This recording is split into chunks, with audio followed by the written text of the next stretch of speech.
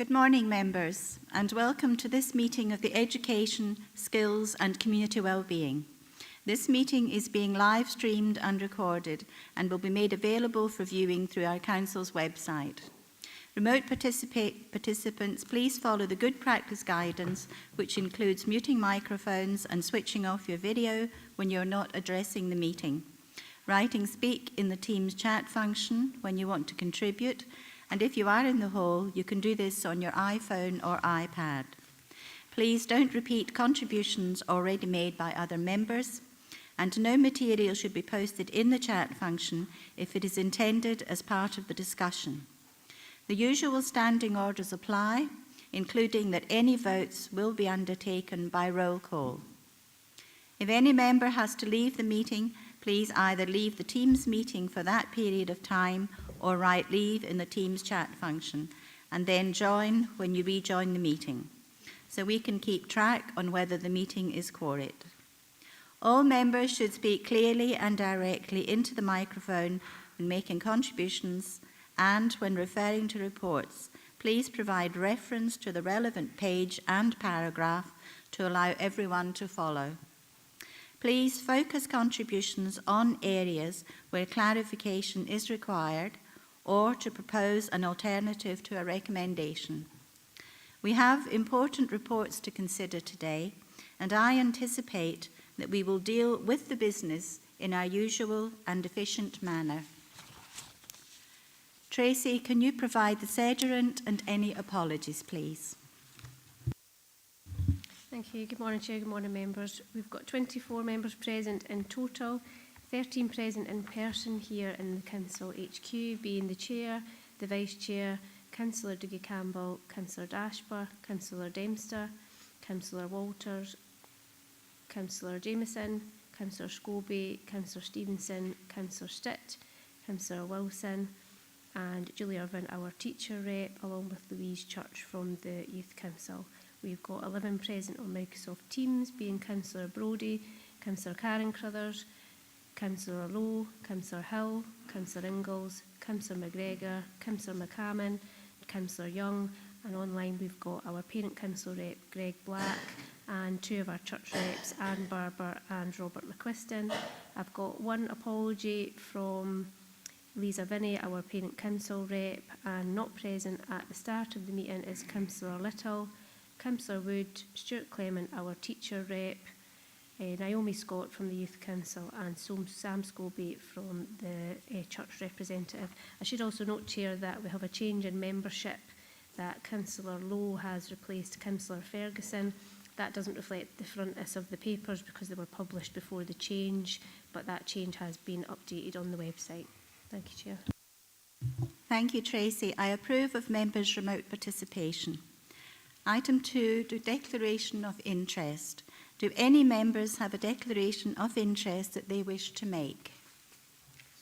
Yes, Councillor Stevenson. Thank you, Chair. Just it mentions Lorburn Primary in the paper and the updates going forward. Just a statement of connection. Thank you. Thank you, Councillor Stevenson. No further interests? Councillor Brodie.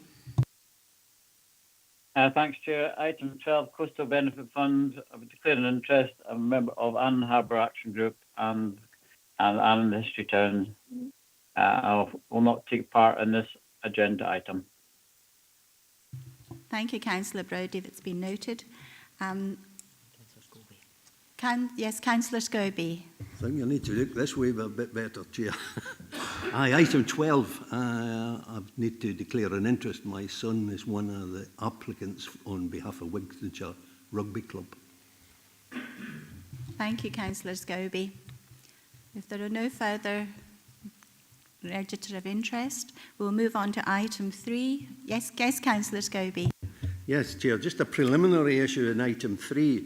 At the last meeting I did ask, and I recognise that it may not appear in the minute, but I did ask for a report on NDAS and the length of time children are waiting for neurodivergent assessment. I don't see it anywhere on the agenda. I would have thought it would have come back as a report, and it's really to ask what development there has been, and for you to, as I understand it, are responsible, you and the Vice Chair are responsible for tracking the action points. I just wonder where it is and why it's not before us today. Thank you, Councillor Scobie. Director?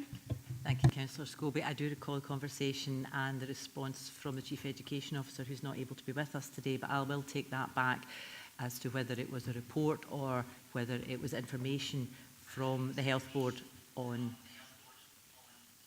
that, on that particular request. Thank you.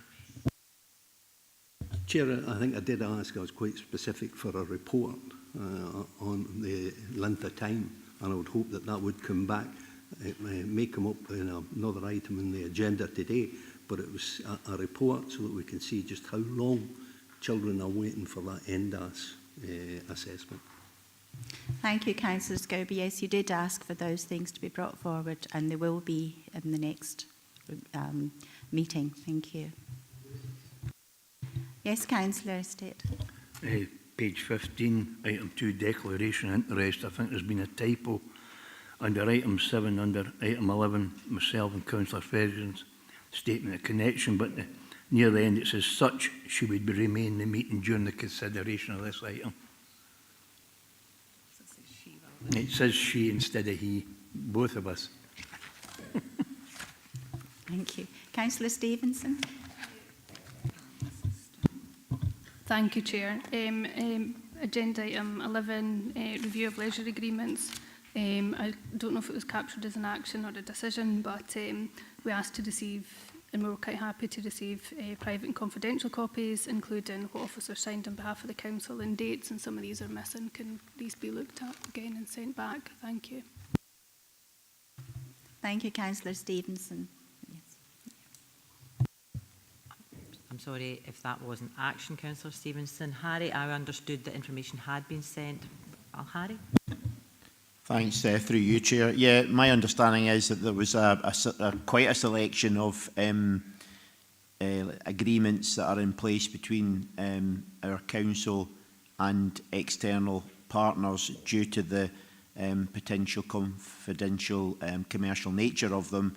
They were under restricted cover. If it's felt that there are some missing, my understanding was that the ones that were circulated were the full extent of the ones that we currently have, but quite happy to circulate any others if there's been an oversight, Chair. Thank you. No, it's not that we think there's any missing, it's just some of the information on them is missing. So we asked for who signed them, and the signatures are missing, along with the dates. Thank you. All right. Thanks, through you, Chair. Yeah, thanks for that clarification. Yeah, we'll follow up on that. Thank you. Thank you. Councillor Hill. Apologies, Chair, I should have come in earlier, but I couldn't get the hand button to work. Item 12, just declaring an interest. I'm a trustee for Newton Stewart Initiative, and I sit on the furniture project as an advisory role as a councillor. So just to make you aware of that, thanks. Thank you, Councillor Hill. If there are no further questions on the minutes, Councillor Ingalls. Yes, sorry, that's one I missed as well. I'm a trustee for Newton Stewart Initiative. I'll declare an interest in that one. Thank you. Thank you, Councillor Ingalls. If there are no further comments on the minutes, do we approve the minutes as they are? Thank you. We'll now move to item 4 on the agenda. Area Committee Budget Arrangements 2022, the report by the Executive Director of Education, Skills and Community Wellbeing. We have Derek Hextall, Gillian Collins, Jamie Nicholson, Sean O'Toole and Harry Hay are here to assist if members have any questions. I will now open the floor for debate. Do we have any questions or comments? Councillor Lowe. Yes, good morning, and I'm really pleased to be back on the committee that covers education again. So page 25, the strategic framework for the area committee budgets. I note that it says about plans needing to be, projects need to be sustainable. I understand that not every project can be, or every event but just want to be sure that in the scoring and that we're assessing from year to year that the same applications are not coming in, and that it's evident that organisations are looking for other funds and not always coming to the council, so their sustainability is not dependent on us. Thank you, Councillor Lowe. Do you want to take that, Derek? Yeah, thanks very much, Chair. Thanks, Councillor Lowe. Yes, as part of the application process, we do ask applicants to explain how they are looking at the future sustainability of either their event, their organisation or the activity, and that is taken on board as part of the scoring framework. However, some members will be aware that some of the discretionary budget is actually supporting ongoing annual events and activities, and therefore we're a bit more relaxed in terms of the flexibility we show around the sustainability of those events. However, we do still encourage groups to be looking out with Dumfries and Galloway Council for their sources of funding. But again, if there's any recommendations from members on how we improve on that, then we're happy to take that on board. Thank you. Does that help, Councillor Lowe? Yes, thank you. Councillor Dashper? Thanks, Chair. Good morning. 4.2, page 21 mentions the review of the current formula. I'm just wondering where we are with that and when we can expect that to come before us. Thank you. Thank you. Derek, can you bring us up to date on the review? Thank you. Yeah, thanks, Chair. Thanks, Councillor Dashper. The review has now concluded, as I understand, by colleagues Matt Malloy and the team, and there is a report coming to the Tackling Poverty, Inequalities and Housing Subcommittee on the 1st of May with proposals to upgrade the Tackling Poverty and Inequalities allocations across the 4 areas. So that'll be coming next Thursday, I believe, to the subcommittee. The review of the discretionary budget allocation, this is looking at more national data, and therefore we're proposing not to make any changes to that this round, but we'll certainly be looking to bring a report back to a future committee with considerations that members may wish to take on board to review the percentage allocation for the discretionary budget. So that helps, Councillor Dashper. Thank you. Thank you, Derek. Do we have any further comments or questions? If there's no further comments or questions, we'll move to... Yes. Sorry, Chair, I'll put speak please on the chat. Councillor Young. Yes. My question follows again on page 21, and perhaps it's unnecessary now. I'm hearing that the review has completed and we will be receiving the findings. I note from the table that the stewardship seems not hard done by because it's been done on a very fair percentage allocation. But I wondered, and probably too late to wonder this, if a consideration could have been given to assigning a base level of, say, £10,000 to each of the area committees before applying the percentage workings. Thank you, Chair. Thank you, Councillor Young. Derek? As I understand, the review has concluded, Councillor Young, but clearly that's maybe a discussion for members of the Tackling Poverty, Inequality and Housing Subcommittee, because I think it's delegated to that subcommittee to agree those allocations. So that's maybe one for there, Councillor Young. Thank you, Derek. Does that help, Councillor Young? It does, thank you. Councillor Marsh, did you want to speak? Richard? No, thank you. If we have no further comments or questions, we'll move to recommendations. Councillor Hill? Councillor Hill? Thank you, Chair. I'd just like to say I note that Gillian Collins is part of the team here today, and I'd just like to thank her for all her work with Wigtonshire Area Committee and over in Stranraer. Her position was temporary, and I'm really pleased to see that the council have kept Gillian on because she has done some tremendous work in her time being here. So I just wanted that recorded, a thanks to her. Thank you. Thank you, Councillor Hill. So we'll have no further comments or questions. We'll move to recommendations. Members are asked to note 1, agree 2 and agree 3. Do we have noting and agreement? Thank you. We'll now move to item 5, which is the Service Review, Community Planning and Engagement Report by the Executive Director of Education, Skills and Community Wellbeing. We have Liz Manson and Annie Johnston are here to assist if members have any questions. I will open up the meeting to members' debate. Do we have any questions or comments?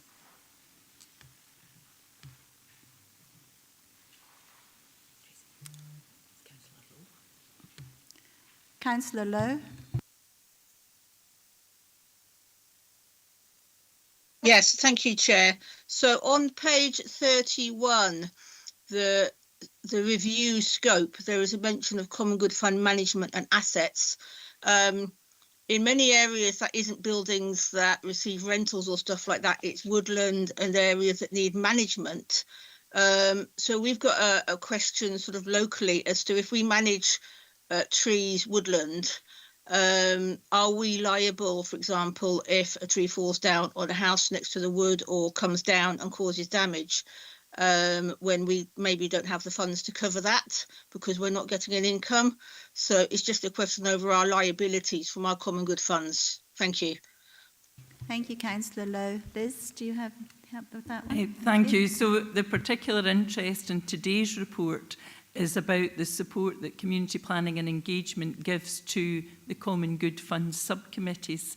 But I'm very happy to pass that query on to colleagues in property and estates, and they can get that answer about liabilities and assets to you.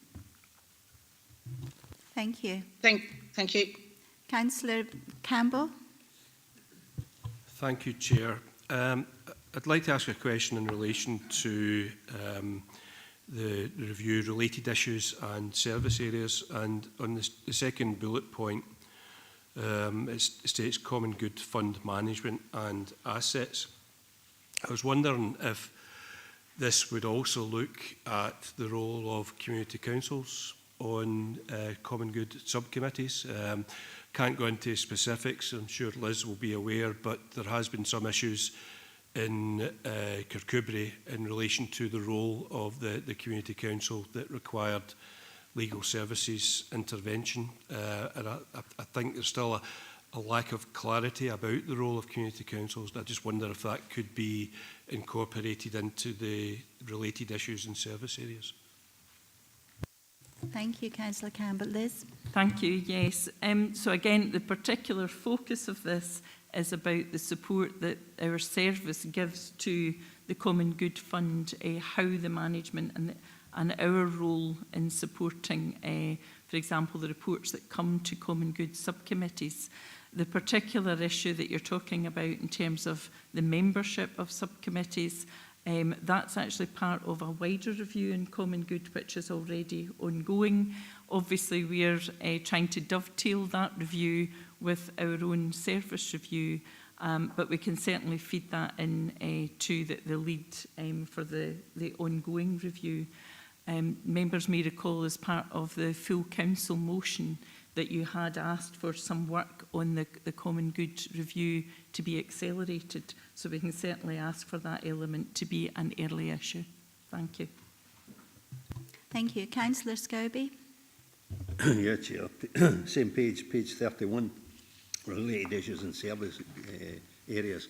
Business support and arrangements, and I did ask some only months ago for a report to come before council, it was, I think, but it may have been this committee, and that was on support to businesses that are facing difficulty caused perhaps of not their own doing, and I referred to Church Street in Stranraer that has been closed for a considerable number of years, and it was the effect this has on businesses.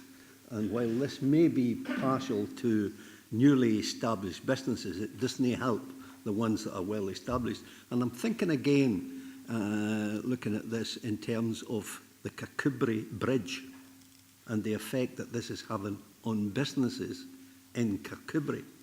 Well, they could be suffering, and I think Dougie has reported on this that some are down 20% and higher.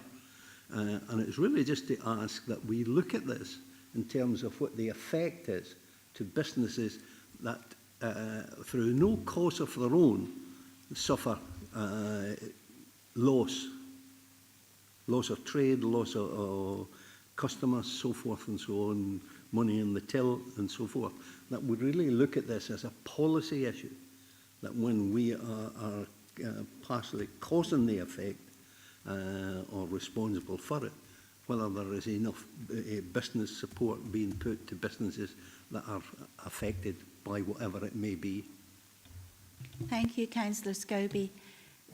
Liz, would you want to take that one to help? Yeah, yes, so the actual phrase business support is the title of a council service area, which is our admin clerical staff.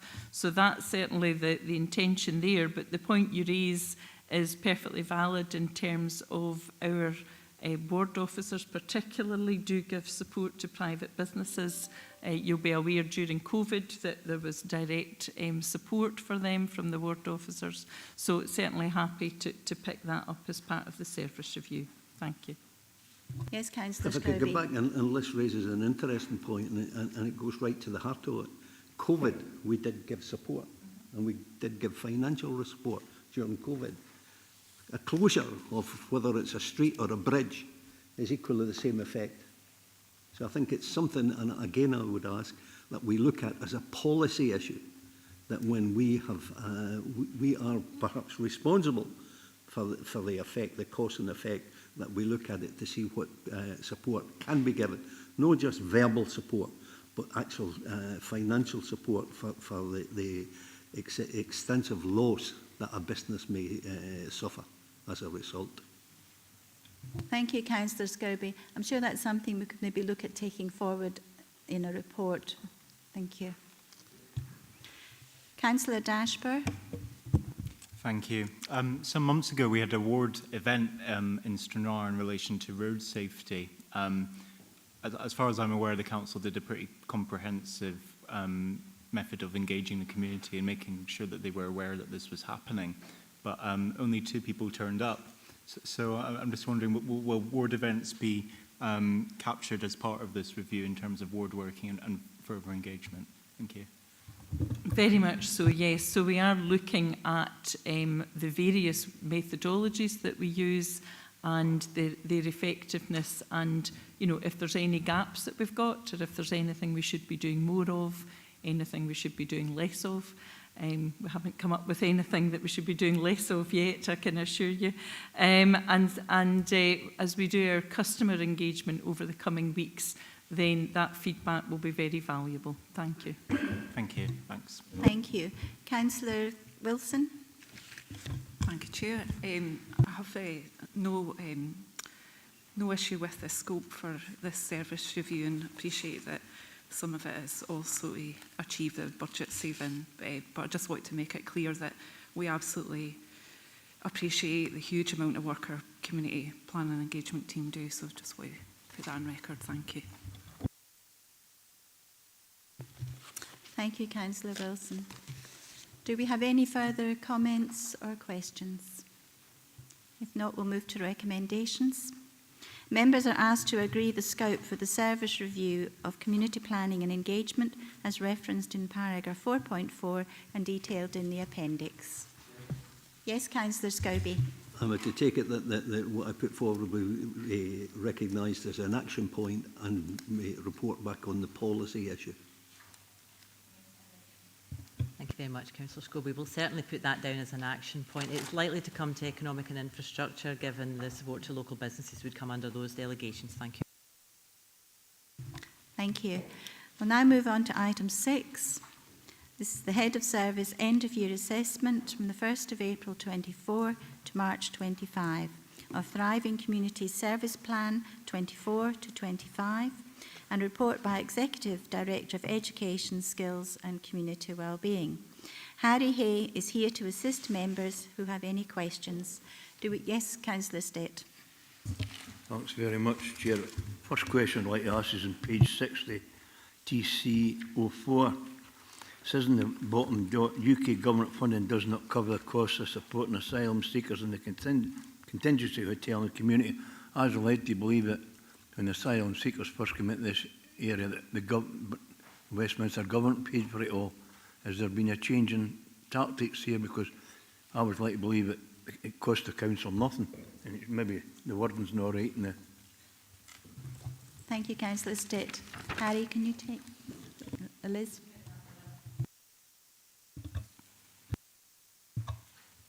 Is that on? Okay, yeah, good. Thank you. So we've identified it as a risk. I think that's what we're really highlighting, that yes, the agreement, the funding agreement should indeed cover all the costs of supporting asylum seekers, as indeed it should support all the costs of covering the resettlement schemes. But I think we do recognise that there's the potential that if there isn't sufficient funding, then the council's requirements to support people who are living in our area is a risk. So that's what we have identified that. Thank you. Councillor Young. Thank you, Chair. It's really following on from the question asked by Councillor Stitt. There was a comprehensive report in the Herald yesterday stating that Dumfries and Galloway Council supports 86 asylum seekers because other local authorities are getting concerned that money isn't forthcoming from central government or Scottish government to support asylum seekers. And yet other local authorities like the Borders and Argyll and Bute are not supporting any asylum seekers housing. So I fully understand that it is a grave risk that we're outputting this money without any guaranteed income from it. And I also wonder, perhaps as a separate question, do we have any real problems with illegal immigrants in Dumfries and Galloway? Do we know how many there are? And are we having to fund in any activities or housing for illegal immigrants in Dumfries and Galloway? Two questions, thank you. Thank you, Councillor Young. Yes, Liz? Thank you. So there are two separate but related groups of asylum seekers.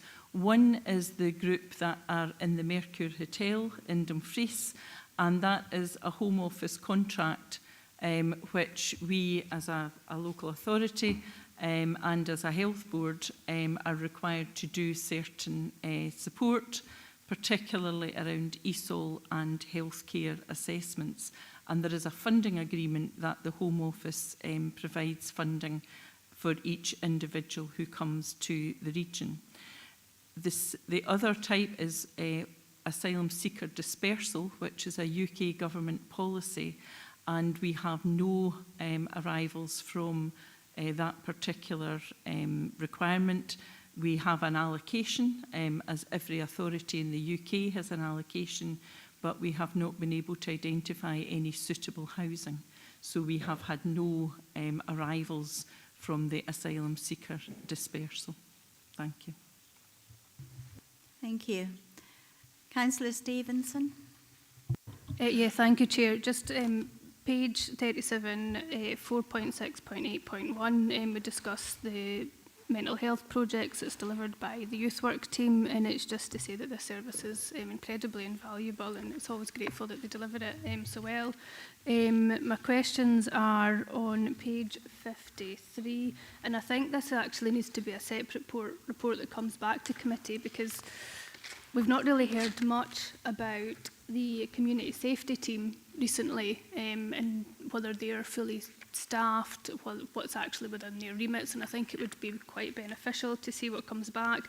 When we look at page 53, when we discuss the income, last year it was only 4.5%, this year it's 179%. But what does that actually mean in monetary volumes? Because when it's only 4.5%, you know, 179% could be exceptional, or it could be very little. We don't really know in terms of a monetary value.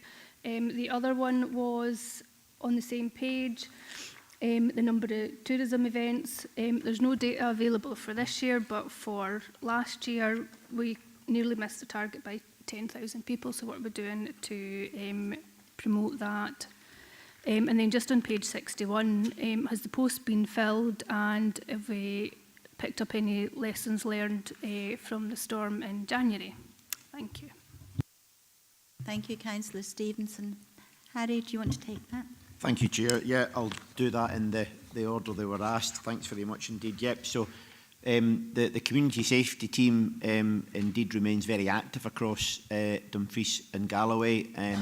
I think there's a number of very well-known officers that operate effectively and try and discharge the resource where there is priorities within a particular ward or area.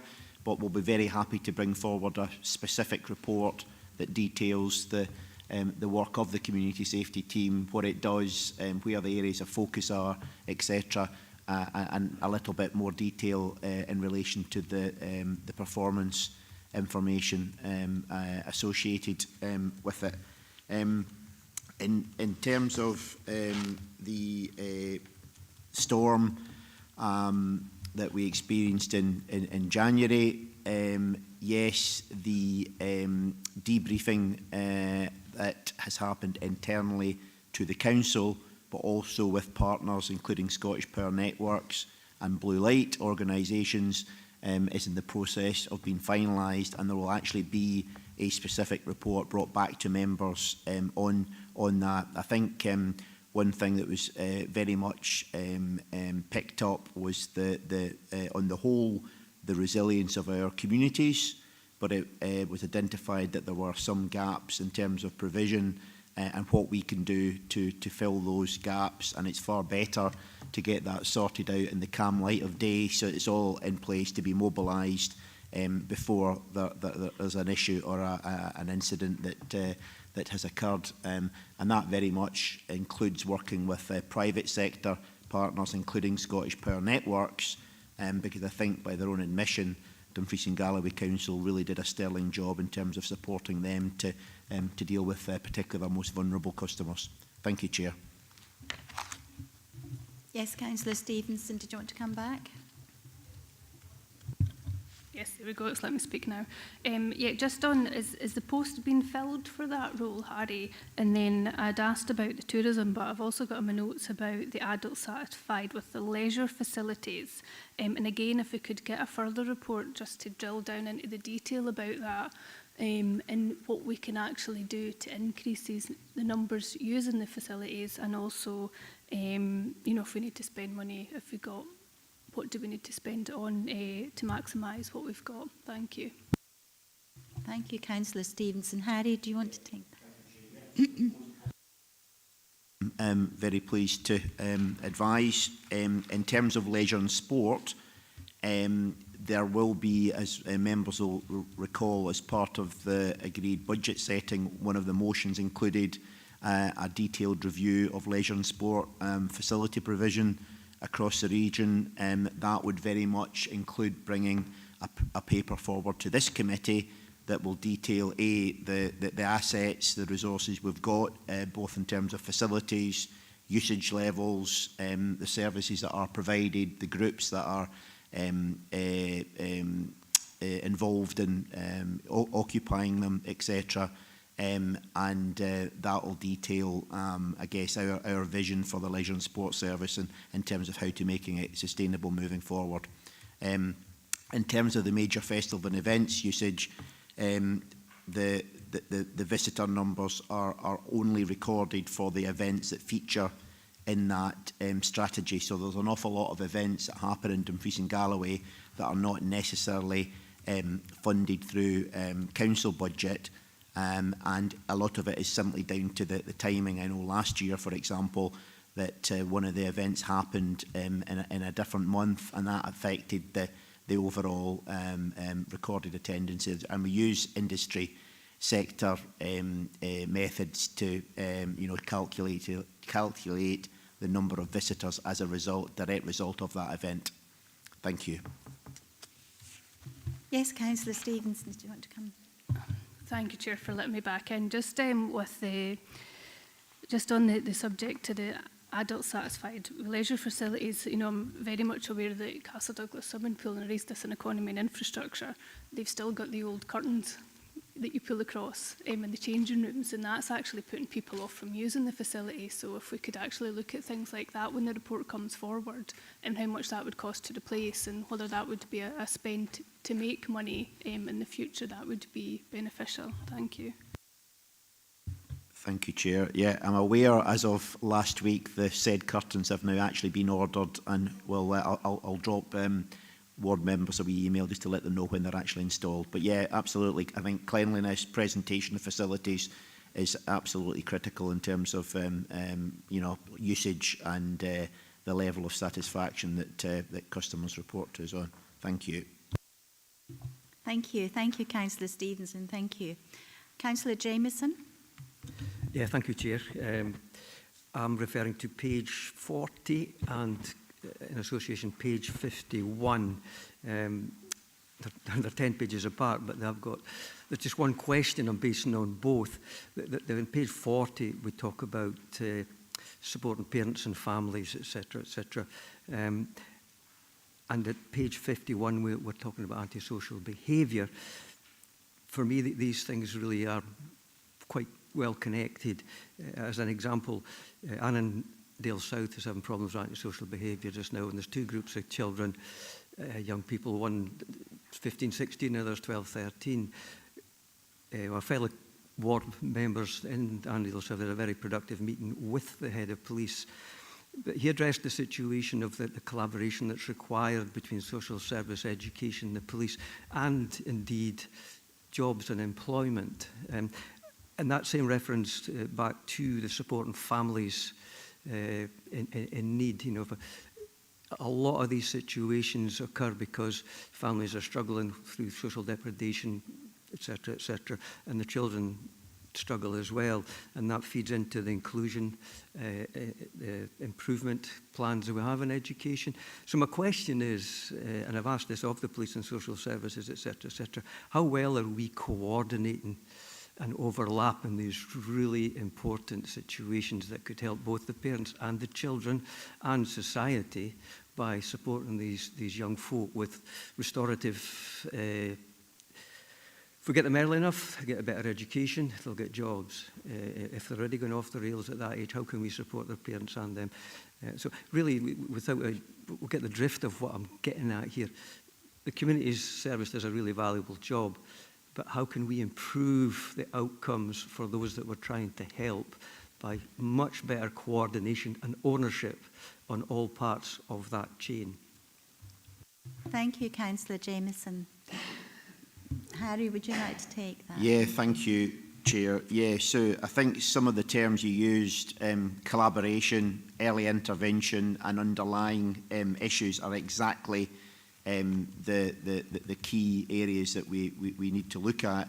I think one of the ambitions of our directorate, established now for just slightly over a year, was to be able to mobilise that local intelligence and resource and capacity, joint capacity, in a more joined up manner.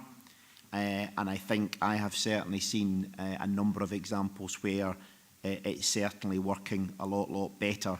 So I'm talking about collaboration between a school head teacher, youth services, employability, community safety. They're all part of our directorate, and we've got very good relations with Police Scotland where required.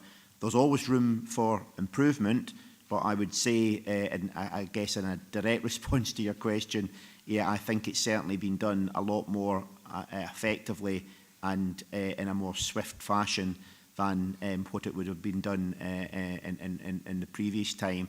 And I think understanding the region and gathering that local intelligence is very important, because it might just be a relatively small issue that escalates. So the quicker you can get on top of it and the quicker you can identify what it is and deal with it, has certainly demonstrated that is the way to do it. And I think it is all about partnership and I guess understanding the local demographic and the local challenges and trying to put proactive services in place as quickly as possible as opposed to reactive.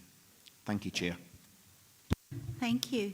Yes, Councillor Jamieson. I totally accept that there's a great deal of work going on, but speaking of individual services, including the police, that there is a frustration that we're not cracking it, if you want, that's a horrible expression, but, you know, the police would really like to work more closely with social services. So these lads that are causing the problems in Annan, we talk to the head teachers, I talk to the social services, but some of these lads need restorative help. I say lads, it could be lasses because they're all wearing balaclavas and motorbikes. But these probably are just rogues. How can we get restorative action through the head teachers, through the schools, and through getting them into work, that sort of thing? And earlier than that, these young folk, how can social services really work closely with the schools in particular to try and get them on track early, to close the poverty-related attainment gap, things like that? Can we bring some sort of outcomes and evidence forward to say this works and we're going to work harder on this? Can it be a much higher priority that we're given to the community's police education, given we're all in this committee? It's something I feel strongly about because I don't like wasting kids' lives at an early age, and that's what's happening. And the thing that really upsets me is the local community are turning against the police and these young folk, rather than, and they're quite happy when they're nicked. But what can we do to help these folk at an early age, and even when they've got to the stage where they're out of control? Because they don't care. They've got balaclavas on and they'll even whistle to the police, catch me. So it really does need, for me, a really genuine effort to collaborate and take ownership. And I'm not suggesting not try to do that, but maybe we can look at see how we can make it just that little bit better, early intervention and restorative action. Thank you, Councillor Jamieson. I think, do you want to add anything to that? Yeah, Harry? thanks, Chair. I mean, I think that if there are specific issues that I'm aware of in a particular ward, I would suggest perhaps getting a partnership discussion. I mean, I know this happens anyway, but if there is more emerging concerns, I'm certainly quite happy to facilitate with colleagues to get that local discussion about it. I think in the first instance that would probably be the early positive step, if the member's happy with that. Thanks, Chair. Yes. Sorry, Chair. I'm very quickly. I'm happy with that. Annandale and Eskdale have already agreed to have such a gathering. The police are taking actions, but the ward councillors are meeting with all these services, so it'd be good if you get involved with that as well. Thank you. Thank you, Councillor Jamieson. Thank you, Harry. Councillor Lowe. Yes, thank you, Chair. So my question is on page 66 at the top, the supporting community asset transfers to empower communities. We will be aware that we've received emails from one of the communities where the school is currently mothballed, being Carsfen. And I'm just wondering, how does the legislation for asset transfers supersede maybe our local legislation for a mothball school? So if that school's currently not being used, is there any way that this obviously comes in later in the agenda as well, but we can consider that a community want to use the building, that we can actually work towards kind of maybe breaking that chain? But I understand that a school would have to be officially closed before it could be handed over. So how could we support our communities better who definitely want to use the school's buildings where there is no education going on? Thank you, Councillor Lowe. Director. Thank you, Councillor Lowe. And yes, indeed, that matter comes up later on in the agenda, but I'll take the opportunity to clarify, just as you highlight, that a building should be surplus to council requirements. Members have made a decision to keep Carsfairn Primary School in its mothballed state until 2028. That's the current agreement with members. But however, should the community and members wish to reverse that decision, we could perhaps consider that later in the agenda. But we cannot consider a community asset transfer until the council is confident it no longer requires the building. Thank you. Thank you, Councillor Lowe. Councillor Campbell. Thank you, Chair. I've got two separate questions, if I may. The first one relates to 4.6.11. I think we need to, as elected members, be careful about our language when we talk about illegal immigrants, because asylum seekers and refugees aren't illegal immigrants, and it kind of plays into the hands of the far-right agenda. And refugees are protected by UN Convention and DCHR, so it's just to put that out there. But my main point is to commend the Lifelong Learning Service for their ongoing work on providing ESOL classes. This is life-changing for refugees and asylum seekers, and it means that in time they can contribute, move into employment and contribute effectively to the region's economy. So the first question is just to ask Harry if there will be a commitment to continue ESOL, because I think it did appear as a budget saving, albeit it wasn't included in the budget that was agreed. And the second question relates to 4.6.9.2, Gaelic language plan. And members might recall I asked a question about our vehicle fleet being marked up to have Dumfries and Galloway effectively in Gaelic, and it was agreed that officers would go back and look at this. And I see that the report is making reference to a cost of £90,000, which at face value seems quite a lot of money. But my thinking at the last committee was that signs would be replaced as we bring on new vehicles into the fleet, rather than the whole fleet of 1,500 being marked up with the new signage. And I would have thought that that is more or less cost neutral. So it's just to confirm that I think we should go ahead on the basis of when we replace vehicles, not the whole fleet at one time. Just be interested in Harry's response to that. Thank you. Yes, Harry. Thank you, Chair. Just in terms of ESOL, English speaking for other languages, yeah, absolutely. It's one of the core services of thriving communities, and I think the impact of it can be seen across the region. We had the inaugural Lifelong Learning Awards earlier this month, and you know, some of the stories and some of the examples that were given were really inspiring in terms of you know, individuals that had a whole manner of challenges, and ESOL was so important to them, to the extent that some are now actually teaching, which is a fantastic success story. In terms of Gaelic, the example I would give is the road signage at E&I last week. I believe that there was a budget allocated to update road signage, but on a basis that when they're getting replaced anyway, there is Gaelic included on them, and very happy to speak to colleagues in fleet services to see whether the same approach could be taken for our fleet across the region. Very happy to do so. Thank you, Chair. Thank you, Councillor Campbell. Councillor Scobie. Thank you, Chair. It's just maybe to support what Diggy was saying about immigrants and refugees, and maybe at some point we might recognise the genocide that's going on in Gaza and welcome the people who are suffering under that war at some time. I don't know if we've got any, but I wouldn't imagine so.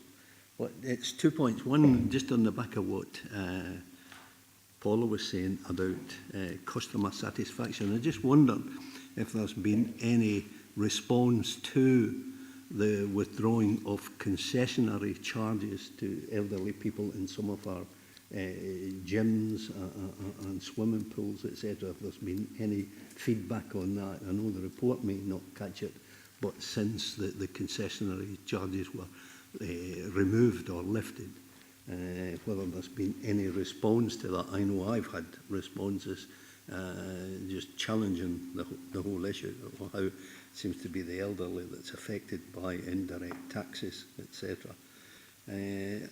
Just another point, Chair, is on page 35, and this is recognising the LPPs, the local placement plans, and the delivery of their ambitions. And I think we've got them from the Mull of Galloway, the most southerly point, to Gretna in the east, where it recognises that there are now 50. Now, you're fortunate if you're one of the 5 that happens to be in the Borderlands Place Plan and recognised by the council, you can get financial support to deliver the ambitions there.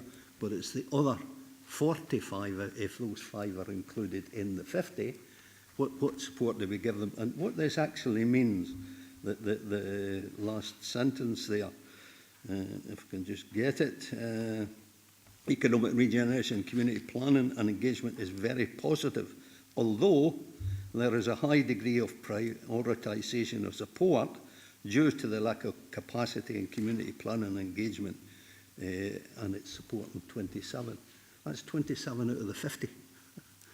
You know, is this maybe something that we got to look at in terms of delivering their ambition, that we should look at whether we can then add financial support on the local place plan, or is it a matter that those others just end up as dust on the shelf and that we are not delivering because we can't give that financial support to take them that wee bit forward? Thank you, Councillor Scobie. Harry? Thanks, Chair. I'll possibly pick up the fees and charges one, and then colleague Liz Manson, if okay, can deal with the place planning one. Yeah, so what Councillor Scobie is referring to is one of the agreed budget proposals that looked to review leisure and sport fees and charges in leisure facilities, and it did impact in terms of some particular user groups. Yep, we've received feedback that they would have much preferred to pay the rate they did last financial year as opposed to this financial year. Absolutely, but I think in general terms, when it's explained that the approach is to try and ensure that all our leisure facilities are as sustainable as possible, I'm not saying they're doing cartwheels about it, but there's a general acceptance and understanding. So yeah, across the region we have received feedback, but our staff try and be as proactive as possible just to explain the rationale behind it. Thanks, Chair. And Liz, I think, will pick up the issue in terms of place planning. Thank you. So there is a multi-service team which supports place planning and community planning and engagement officers, along with colleagues in economic regeneration and planning services. And what happens is, once they've had an initial conversation with a community group, they work out which is the best support for them, depending on the nature of the area and what the community's ambitions are. So yes, we are prioritising the ones that need that sort of community focus for the team that are in thriving communities. And in terms of where funding comes from to implement the plans, that is one of the pieces of advice that the council officers are giving. But you're correct that there is not a fund, there's not a capital fund in the way that there is through the Borderlands Place programme. But certainly how you fund a local place plan is one of the pieces of advice that the council officers are able to support them with. Chair, just on the last remark, yeah, I think less for a response, but it's maybe something that, maybe it's something that we should be looking at in terms of how we do develop the place plan, the situation, the scenario there, that so a plan doesn't just end up as dust on the shelf. So I think that we should take that back and have it discussed at the senior level on how do we support our local communities in terms of moving place plans forward, and I mean financial support, that there's a fund available that people can, the communities can bid into. I would hope you would take that as an action point and come back. Whether it's this committee or indeed another committee is another question, but it gets taken back to the senior team, the leaders team, to see how we do finance, if that is at all possible. Thank you, Councillor Scobie, and I think that can be taken back as an action to how we do support people with their place plans once they've been committed. Thank you. Councillor Dashper. Thanks, Chair. Two questions, just quickly. Page 67, just to expand on Councillor Campbell's question about our Gaelic activities. It says an evaluation report on World Gaelic Week is being prepared and will be available. Is that completed yet? And can that be circulated to members if so? And secondly, page 65 goes on about our engagement and such, and it says the Council's use of consultation mandates has been good, but there are areas of improvement around services adherence to the guidance. Could you just expand on that and why is that? What is the reason? Is it an internal communication issue? Or thank you. Thank you, Councillor Dashper. Harry? Thanks, Chair. Yep, so the Gaelic impact assessment hasn't been done yet, but we'll be very happy to circulate it to members as soon as it's been completed.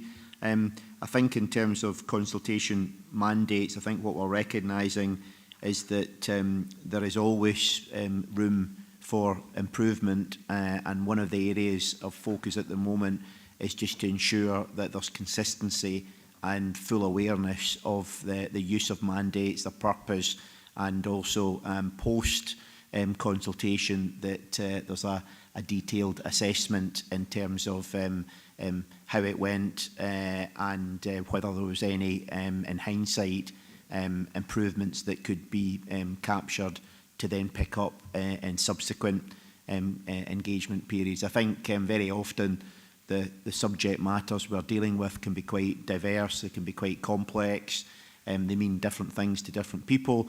And again, I think where we are now as a council in comparison to a number of years ago has certainly improved significantly. And it's one of the areas that the service is currently looking at about where we can be more resilient internally in terms of training. The Consultation Institute that previously existed ceased to operate last calendar year. So we previously would have had training and support via them. We're now wanting to look at how we can do that using our own internal expertise. And I know the scope that Liz presented earlier on in today's agenda, that's one of the areas that we'll be looking at as well, just in terms of how the council adopts a consistent approach that learns as we go on. Thank you, Chair. Thanks, Thank you. Thank you, Councillor Dashper. Councillor Hill? Thank you, Chair. Yeah, I was, firstly, I'd just like to congratulate the youth work team again on the tremendous work that they do across the region. They are constant with the young people, and it's amazing to see. Looking at page 37 and page 41 about the low-level mental health that we have in schools, it's fantastic, but I'm just wondering if there would be any way that this service could be delivered within the community as well, through youth works, through perhaps school refusers or young people that have left school that are needing this support as well, because they offer such a fantastic service. And I kind of feel that sometimes when you see them out and about, you feel that they're stretched. So whether there could be some more posts, because I know there was temporary funding for some posts and then the funding ran out. So I'm kind of wondering whether the low-level mental health for youth work could be extended into the communities a bit more, particularly with all the antisocial behaviour that's going on, not just in Allendale and Eskdale, but across the region, because it's paramount that we support these children who are either the victims or who are the perpetrators. And youth work does do such a tremendous job. Is the scope within the directorate for some more positions to be able to offer this service wider? Thank you. Thank you, Councillor Hill. Harry? Thank you, Chair, and very much appreciate the positive comments about the service. I'll ensure that they're, of course, passed on to the team. I know they'll be very appreciative as well. I think as things stand, the service are absolutely working to capacity in terms of the resources that we've got, and the focus of the service is to try and make the biggest impact as possible. Very often where they see a need, they provide bespoke approach to suit that particular individual's needs and circumstances. And I certainly think that one of the things that struck me is that the focus and the approach of the youth services team and individual youth workers really has to be commended in terms of how they deliver people-centred services, and it's very much about building positive relationships and trust and trying to understand what's going on in a young person's life. They're also very, very proactive at trying to identify funding opportunities out with the council to try and deal with particular issues, particular initiatives. So certainly I'm quite happy to speak to the service manager within youth services, sorry. But at the moment, the staffing resource we've got absolutely is maximised in terms of the capacity that we deliver across the region. Thank you, Chair. Thank you. Thank you, Councillor Hill. Councillor Walters. Could I come back in? Yes, Councillor Hill. Yeah, I totally appreciate everything Harry said there, and the team are stretched to full capacity, and that's why, because it is such a valuable service to our communities, they offer so much. It's kind of looking at the directorate and seeing how we can expand that workforce, because youth work is just so needed across Dumfries and Galloway, and taken up so well, and the staff work tremendously, like Harry says. So it's about finding more of those people to do more work. That's sort of like my ask, if that could be looked at, please. Thank you, Councillor Hill. Director. Thank you, Councillor Hill, and for your comments. The next item will focus on the year coming for thriving communities, and it gives us an opportunity to look at the work that members expect us to cover and the outcomes that you can expect to see. So should members wish us to realign resources in a different way or to reallocate our priorities, then certainly that is something we would be looking to do. However, members have already made their budgetary decisions for the year, and we look forward to taking further direction from members on where they wish to make investment or realignments in the coming year. Thank you. Thank you. Thank you, Councillor Hill. Councillor Walters. Thanks very much, Chair. I just want to go back to page 60 for just a bit of clarification on TCO 4. The latest position statement, which seems to involve the last paragraph, says discussion about the staffing model have been escalated to resolve the position as soon as possible. I just wanted to check to see what that actually meant and whether this actually involved staff being told that they may possibly be redeployed. That's the bottom of page 60. Thanks. Yes, thank you, Liz. Yes, thank you very much.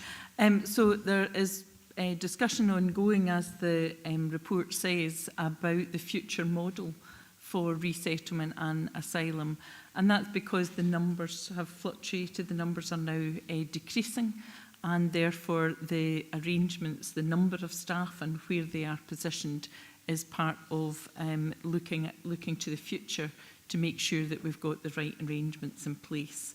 So the Resettlement Board, supported by social work services and financial services, are looking at the arrangements, and we're expecting a report to come forward at the end of May. And then the staff will be notified if there are indeed any changes to the arrangements. But we do expect, although our numbers are falling, that we have had a natural turnover of staff, and that was always the long-term plan, that as the numbers of people coming into the resettlement schemes reduces, that our staffing will also be able to reduce, and that we would achieve that through natural turnover. Thank you. Thank you. Councillor Dempster. Thanks, Chair. It's on page 41, 4.6.16, the delivery of the Council's contribution to the Poverty and Inequality Strategy Action Plans. DAGCAS, or Dumfries and Galloway Citizens Advice Service, has been coming up to my ward and others, I believe, looking for local communities to fund outreach work, something that I strongly disagree with. If the service is free in Dumfries, Shannon and Stranraer, it should be free everywhere else. And to date, they haven't been given any financial support. What they told the community was they needed additional members of staff to be able to deliver outreach work. I see we have drawn down £80,000 from the Scottish Government.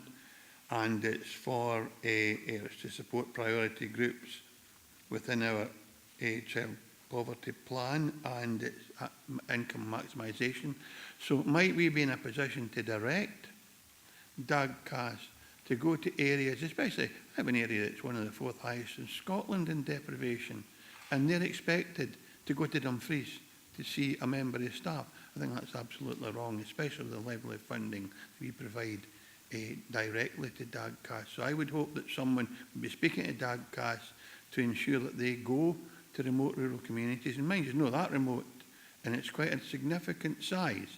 And DAGCAS don't present there. They expect folk with no money, no access to personal transport, probably no access to internet, to go to Dumfries to see staff, and I think that's wrong. And I hope this £80,000 will free up staff to send them to my area and others, and I hope that's something that will be taken up with Harry or Liz or whichever member of staff can discuss with DAGCAS how they can improve their services to rural areas, especially those that are suffering very significantly from deprivation.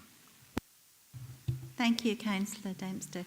Liz, do you want to have any comments on that? Harry, yes. Thank you, Chair. Yeah, just for members' information, the next Poverty, Inequalities and Housing Subcommittee, there is a specific a specific report on the impact of DAGCAS and the services it provides across Dumfries and Galloway. So that details the full extent of the resource, the commission that they currently deliver on behalf of the council, and what happens across the population of Dumfries and Galloway. In terms of the 2 posts that were appointed, that was to in recognition of the need for outreach work across Dumfries and Galloway. In terms of the specifics, I'll make inquiries and make sure that in terms of Upper Nisdale, and indeed for members' information across the rest of the region, that there's details provided about exactly where that outreach occurs, when it occurs, and the feedback that we've had from service users. Thank you, Chair. Thank you. Thank you, Councillor Dempster. Happy with that, thanks, Chair. Thank you. Councillor Wilson. Thank you, Chair. Some of my questions have already been answered. So, but firstly, I'd just like to thank the team for the amount of work they do with the Armed Forces, and just to thank Councillor Dryburgh for the continued work he does as the Armed Forces champion, which is, I'm sure everybody appreciates. It's been quite a difficult year for him. And then just on page 44, it's great to see the number of attendances at swimming pools and our indoor sports and leisure facilities is up. And I'm just wondering, it says about the increased membership by 228 per month for their Learn to Swim scheme. Does that mean that we're getting a lot more children learning to swim? Thank you. Thank you, Councillor Wilson. Harry? Thank you, Chair. Yes, it's one of the service areas that thankfully always seems to be in growth mode. There has always been a waiting list, which in some ways is a positive in that there's that level of interest. But one of the challenges we've had as a service is to be able to meet that demand. So an area of focus over the last 12 months has been to try and recruit as many swimming instructors as possible to be able to deal with that demand. And it's certainly something that we've looked at as creatively as possible in terms of young people looking to develop a career in the leisure industry, for example. We've offered opportunities for them to get that training at facilities across the region. So yeah, interest in swimming lessons has always been very, very high, and it's certainly something that we want to maintain, because obviously living in an area such as Dumfries and Galloway, it's pretty critical that you've got water awareness generally, and you're able to swim to a competent level. Thank you, Chair. Thank you. Thank you, Councillor Wilson. If there are no further comments or questions, we'll move to recommendations. You're being asked to review 1 and scrutinise 2. Thank you. We'll move to item 7, which is Thriving Community Service Plan, the report by the Executive Director of Education, Skills and Community Wellbeing. Now, we are taking the service plans to committee slightly early than the other services, and as such, the financial information is not yet finalised.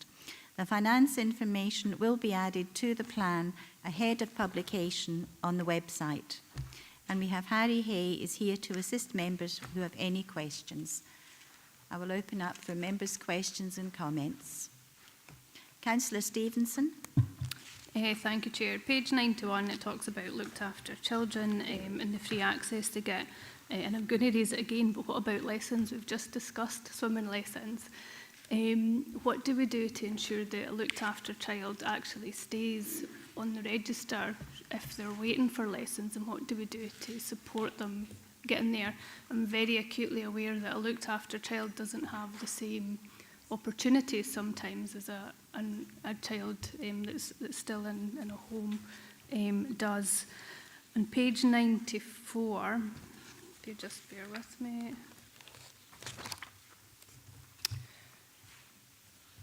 Sorry, I just want to ask on the health and safety, see these figures, are they just for council use of a leisure facility, or do these actually include when a group uses the facility? So just to seek clarity on who is actually listed in these reports, is it just council, or is it council and other leisure users that's within that? And then just on page 95, percentage unemployed people assisted into work from council-funded employability programmes, it's 15%. Is that 15% of the people that are in the programme, or is that 15% of unemployed people? And is there a better way to actually measure this than just 15%? Is there actually a target figure? Because you don't know what 15% is 15% of, and it might be considerably high, it might be low, we don't know, because we don't have the comparative there. So is there a better way to maybe capture that going forward? Thank you. Thank you, Councillor Stevenson. Harry, do you want to take that? Thank you.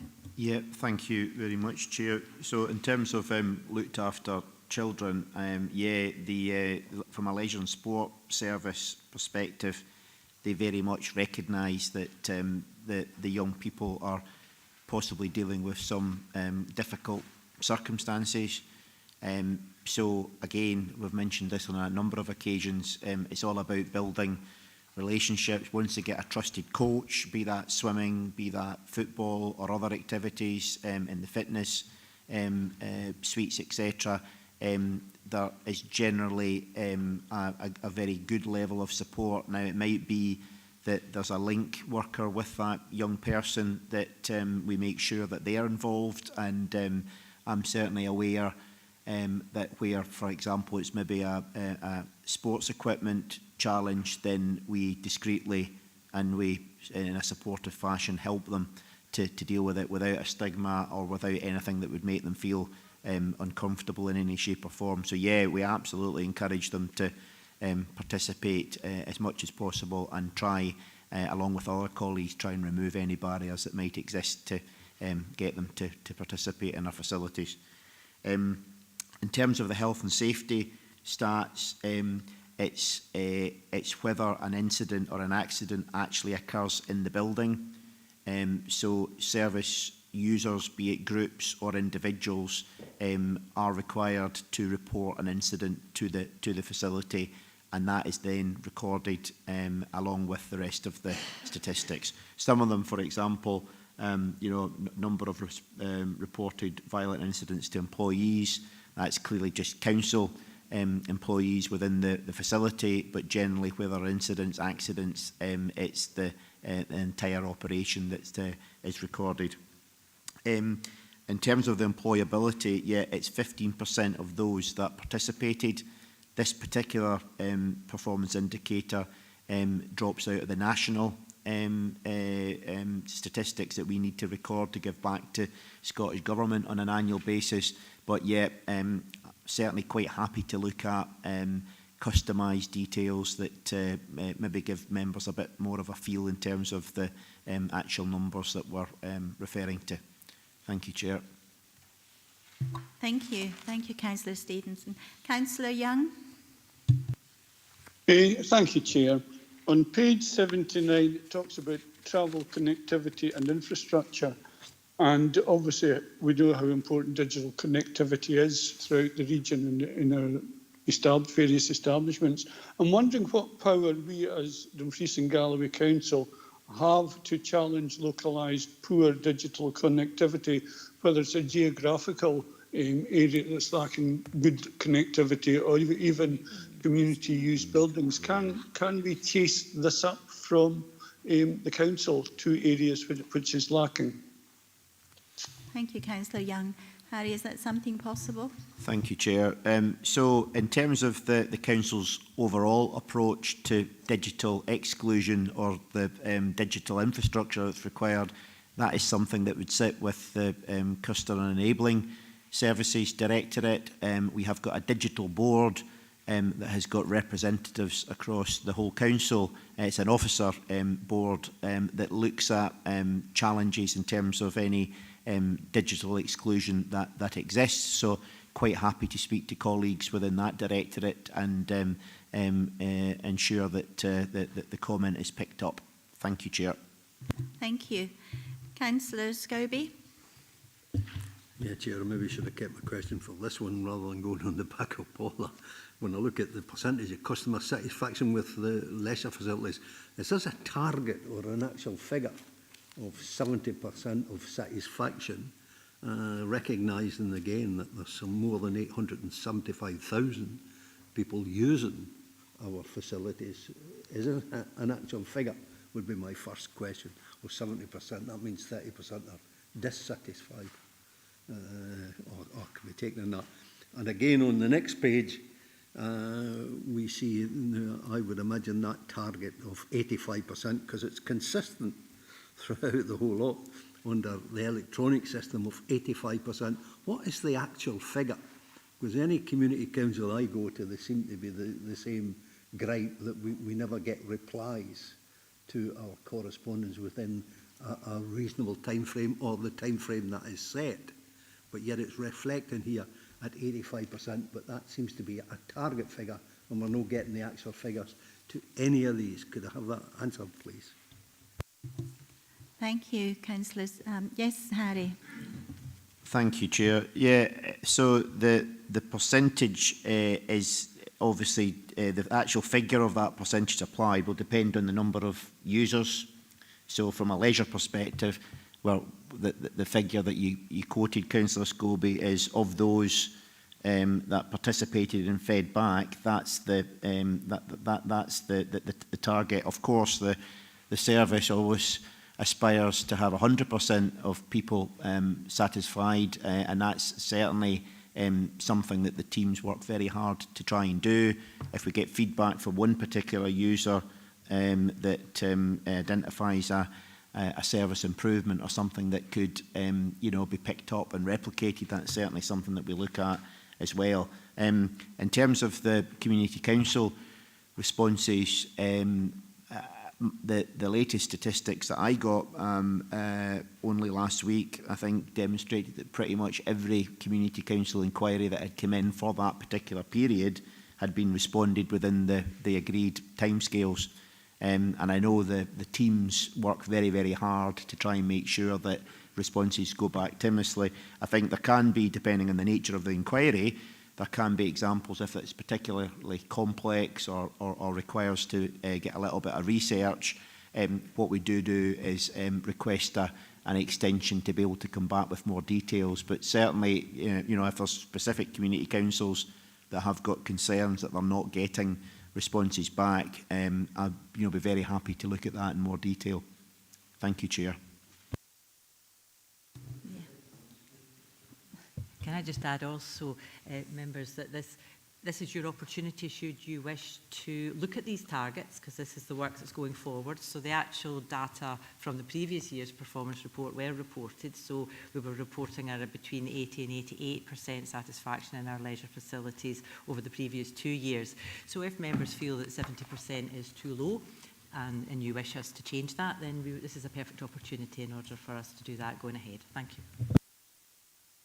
Thank you. Thank you, Councillor Scobie. It's a bit misleading then. If that's a target, we should be looking at is the actual figure.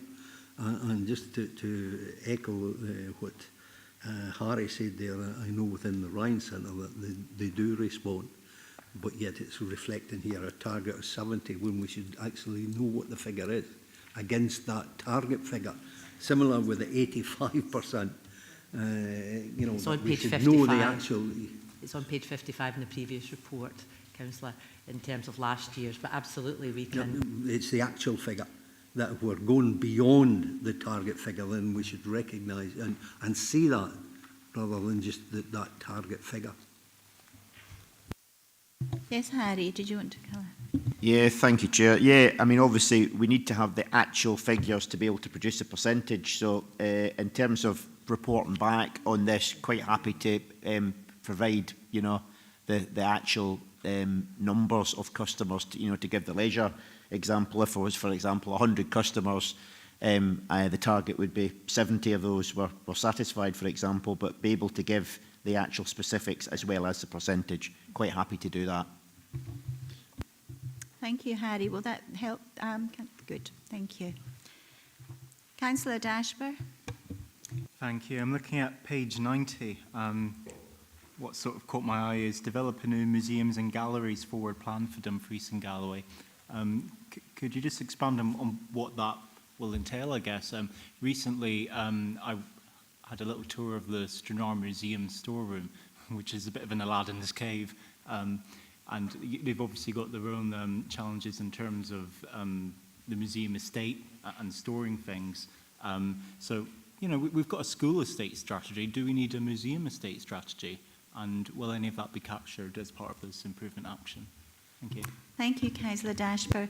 Harry, what on a museum strategy? Yeah, thank you very much, Chair. Yeah, so that is basically what that refers to. I mean, I think my view is that the museums and gallery service in D&G punches well above its weight in terms of the infrastructure, if you like, we've got, and the quality and the level and the profile of the exhibitions and services that they provide. I think it's a relatively small team. One thing I've asked for in terms of this forward plan is just to look at benchmarking with other authority areas in terms of some of your you know, well-recognised galleries, etc., and what they've got in terms of capacity and resources and how they approach it. But I think we continue to invest in our museums and galleries. You referred to Stranraer Museum. We were the chair and I were there only last week to see the finished refurbishment, and I've got to say, you know, there was visitors coming in as well as locals, and they were all very, very positive about it. So in terms of the forward plan, that's absolutely to look at our strategic plan for the service and where we want to be over forthcoming years and how we can maximise the opportunities that D&G present just in terms of local residents, absolutely critical, but as is drawing in visitors to the area and telling a little bit about the story of Dumfries and Galloway. Thank you, Chair. Thank you. Thank you, Councillor Dashper. Councillor Stitt. Thanks very much, Chair. It's page 81. Workforce, our people, our positions. Our people at the April 1st was 409, but there's 464 positions. That's vacancies of 55. Are we advertising these posts, or are we struggling to get people to work for the council? Because it seems quite alarming that we've got 55 vacancies. Yes, Harry. Thank you, Chair. So that's for a number of reasons. Number one is that some individuals have got more than one post, so they might have a part-time post, multiple part-time posts, so that would be taken into the equation. There are some vacancies in there, but recruitment happens as quickly as what we possibly can, and sometimes what we find happening within a particular service is that a member of staff gets a promoted post within the same service, which then creates a vacancy in the post that they vacate. So there's always that churn. But absolutely, I can assure members that where there is a vacancy, we endeavour to try and get that post filled as quickly as possible. I think, as members have heard in the past, sometimes for a variety of reasons. A recruitment exercise is sometimes not successful. It might be that the calibre of the candidate that applies, we're not able to shortlist, but then we do try and come up with as creative and as innovative ways as possible to try and maximise the number of applications that we get and promote the service, and indeed the region has been a fantastic place to live and work in. Thank you, Chair. Thank you, Councillor State. Councillor Wilson. Thank you, Chair. Just on page 84, with regards to the report asked for regarding the usual place, I'm just wondering when we can expect that. It was agreed that we'd bring an urgent report at the budget setting meeting, which was 2 months ago. Thank you. Thank you. Harry? Thank you, Chair. That's on the forward plan for July meeting of this committee, but to reassure members that in parallel to that, the service continues to work very, very closely with the organisation to provide them every support and advice that we possibly can. Thank you. Councillor Dempster. Thanks, Chair. Probably an easy one for Harry. It's page 97. It talks about the risks that the Council might experience in our ineffectiveness of our response to a civil emergency or disruptive event. I know we have a mitigation plan and I know of a contingency plan. Can elected members see the sort of local or ward level contingency plan? It might be an opportunity for us to review it, refresh our memories, see if there's any omissions or amendments that need done, and that would include contact details so that we know, because very often elected members are the first point of contact if there's an emergency that develops. It would be nice to know with that kind of information to hand that we could share or act upon. So it's not for today, but if that could happen sometime, Chair. Thank you, Councillor Dempster, for those comments, and I'll look into that. Councillor Hill. Yeah, hi, thanks, Chair. As the Director said, on the risk register is youth work services, and it does say in the mitigation plan additional funds sought for youth work. So are those additional funds from the youth workers actually applying to, say, like the Hollywood Trust and outside agencies, or are we as a council putting more funds into the service with the increased demands that we've got? Because it does say there could be a reduction in resources, financial and staffing, which would be really negative across the region. So if you could explain a wee bit more about that, because the contingency plan, it says about the services that we're using and we're prioritising, but it doesn't actually really show how we're mitigating this being on the risk register, which it shouldn't be. Thank you, Councillor Hill. Harry, do you have any clarification on that? Thank you, Chair. So at the moment, the service has been allocated a core revenue budget that is fixed to deliver these services. What we do and what the service manager responsible for the team does is try to be as proactive as possible to draw in external funding to supplement that, either for specific purposes, specific projects or initiatives, really to enhance the resources that we've got. So I think, as the Exec Director mentioned, at the moment we are allocated a budget that we deliver the service through. It would have to be looked at in terms of the overall council budget if it was felt that additional resources were wanting to be allocated either on a non-recurring basis or on a core revenue budget basis. But at the moment we are operating in terms of staffing levels and initiatives to the budget that we've been allocated. Saying that, we will continue to look at where there's external funding available. There's always a horizon scanning happens to try and pick up either national or regional potential funding sources. And Councillor Hill, I think, mentioned a couple there. So that will very much continue. And absolutely agree that the service provides a fantastic approach across the region, and I know young people value it very, very much in our region. Thank you. Thank you. Thank you, Councillor Hill. If there are no further questions or comments. Yes, Director. Thank you very much. Just before we draw to a close, just for clarification. I know that both Councillor Stevenson and Councillor Scobie would like the number as well as the percentage to be reported, and we'll certainly capture that. But it was noted that there was a 70% target and that there was discussion around it increasing to an 85% target, which was consistent with the other satisfaction levels. Is that something that you members would wish to amend in the service plan going forward? Mine was on the employability at 15%. It was just to see roughly what that number would look like. But I think Harry explained that that's a target set from the Scottish Government, so I'm quite happy with that. Thank you. Yeah, I think we should always be looking for a utopia, but we'll not always get it.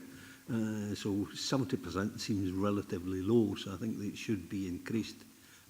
But, you know, so, you know, not only is the target there, but as the director said, we see the actual figure of what's being achieved.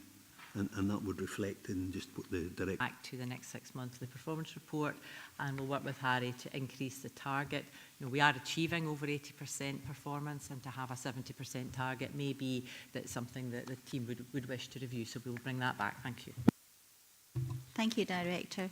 If there are no further questions or comments, we'll move to recommendations. Members are asked to agree the Thriving Community Service Plan for 25 to 26 as set out in paragraphs 4.3, 4.7 and included as an appendix. Thank you. Item 8, Head of Service End of Year Assessment from the 1st of April 24 to the 31st of March 25 of schools, the Quality and Curriculum Service Plan for 2024 to 25, and the report by the Executive Director, Education, Skills and Community Wellbeing. We have Karen Bryden and Alison Chambers are here to assist if members have any questions. I will open the meeting to members' debate. Do we have any questions or comments? Councillor Jamieson. Yeah, thanks, Chair. Thanks for the report. It's really detailed and it's really hits on the main issues that's facing us. Sorry. Sorry, I thought you were intruding there, but sorry. I'm referring to page 101 and 4.53, 4.54 and 4.56. They cover the really important issues of inclusion, autism, and stages of intervention, support for learning resource, all of which are obviously very, very important and probably fundamental at the moment. And certainly it's on the minds of the teachers that I speak to, parents, and also members of this. The inclusion, there's a perception and probably the reality of the ambition is to get all children into school, and the target set is to reduce the number of people that are not in school. But the excellent report from Aldrin that children that are not excluded, that they might feel need to be excluded, and I'm not demonising these folk, but the effect it has on all children and teachers' ability to teach all children. On the autism, it's a similar thing here, that we've waited a long time for this autism outcome for various reasons, and there's no point in raking that up. But again, the support for autism, it feeds into the school estate, in that it's not just the specialist support, but also the infrastructure, etc., etc. So it's quite a big task that probably needs accelerated. So I'm glad that's gone through in the motion that's been at the budget council meeting has been passed. So, but my question is directly at the stages of intervention, which covers these things as well. So my question is, are we content that all parents are aware of the rights of children? And I know that you've got a nice graphic on that, but my particular attention is to parents that maybe have got less ability to respond, less agency, less articulacy, if I'm being totally open, and also that at the end of the process there's a tribunal, and not many parents know that, and I'm not suggesting that we promote that parents go straight to a tribunal, but it's something that maybe sharpens our pencil to make sure that we don't get to that stage. So it's actually supporting parents who are unsure of the process even allowing for the fact that to your credit you've put that on the website, the stages of intervention. But we need to inform parents, yes, but we shouldn't use that, in my opinion, as a defensive. We need to be proactive. If parents and children believe they're not getting the support in ESN, for example, that they feel the need to, I would like to think that we can be really proactive and help them and not try and manage expectations, as the words that I see in now and then. So that's my broad question. How much can we help parents not just understand the process, but understand the rights that they have got, so that we get a more meaningful conversation and we don't, as councillors, get parents coming to us asking us why is my wee Johnny or Jenny not getting this support. So that's my question. How can we be proactive in identifying before it happens, and if it is if parents are unhappy, how do we ensure that they understand the process and we help them as far as we can, so that we've got less children that are unhappy in school and achieving. Thank you, Councillor Jamieson. Thank you, Councillor Jamieson. Just to say to you, to add to what's in the report, the stages of intervention sway that has been produced not just for staff but for parents and carers as well. So we know that up until last week that sway had 169 views from parents and the FAQs had 188 visits. In addition to this, schools have, through their recent communications, have signposted parents and carers to the stages of intervention sways. And last year we had roadshows for practitioners around stages of intervention and inclusive practice. And what is now happening is these roadshows are now in the diary to take place in the 4 localities across Dumfries and Galloway. So parents and carers have an opportunity to attend in person, and I know that schools are signposting parents and carers to these events so they can find out more about the offer within our schools. And as I'm saying, there are partners that are part of that offering as well. And again, parents and carers can engage. Schools are signposting staff to these. No, thanks. I realise you're doing a lot, but I do still have the concern that parents from, it's very difficult not to be judgmental here, but parents with less ability to articulate their problems, and they may not even realise there is a problem, but the children do, and that maybe pressures guidance teachers a lot. So I don't doubt what you're doing, but the feeling we get from parents is that some parents with children they feel need help maybe aren't getting that, the support they need, so we need to be proactive in that. Also parents that feel children are disruptive in classes, how are they being dealt with, that sort of thing. So it's just to ensure that everybody's getting the support that they require in their specific circumstances, because it is an issue that comes to members quite a lot. And I know that teachers are concerned as well with children that are difficult to control. So I'm pleased that you're on it.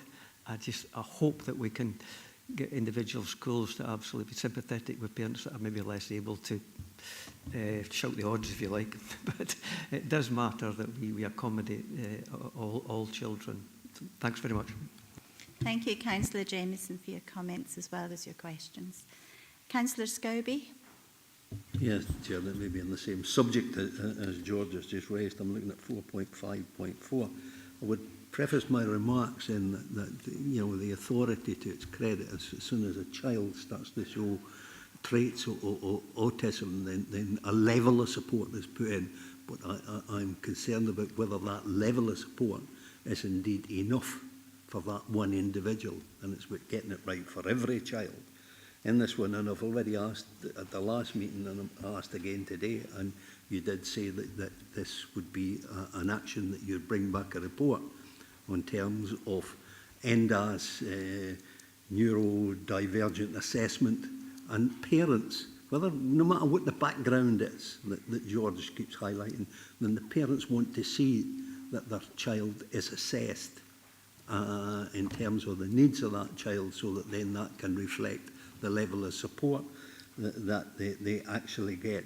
And I think it was highlighted in a profile document by an MP who had gone through school, Mary Black, and discovered that she was autistic at a very adult age. She just thought she was different from all the other children in, and she highlighted this in our programme. And it's so that our children don't get to that we do pick them up, that we get them that assessment as quickly as possible, and reasons why, if it's not, that they're being picked up, because that's how the parents perceive it, that if their child is needing that level of support, we should get it through a recognised assessment. I know that we've got the assessment centres in various areas.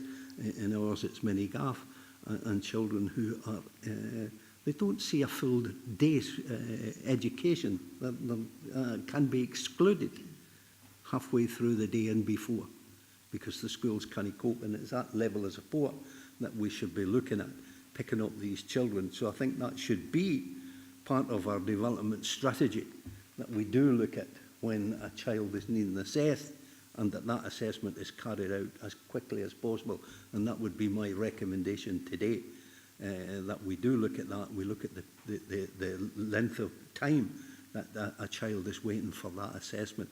That is wrong, and it was highlighted by Mary Black, that had gone right through to her adult years before she recognised that she was autistic. And I've heard of others as well, not just Mary Black, but others who get on to adult age not realising that they had come through, and that is a big loss to that individual. So it's picking up on part of what George was saying, so we pick up early on this assessment, and it's crucial to the parents.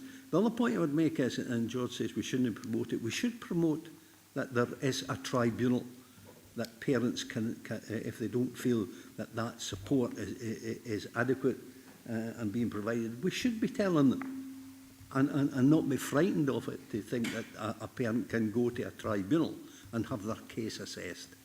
And that should be something that we make known to parents. All parents, no matter what their background is, that is available to them, and to support them in making an application to that tribunal. They often have to look to a lawyer to go and get that case heard, and that shouldn't be the case, because there could be a financial cost attached to that.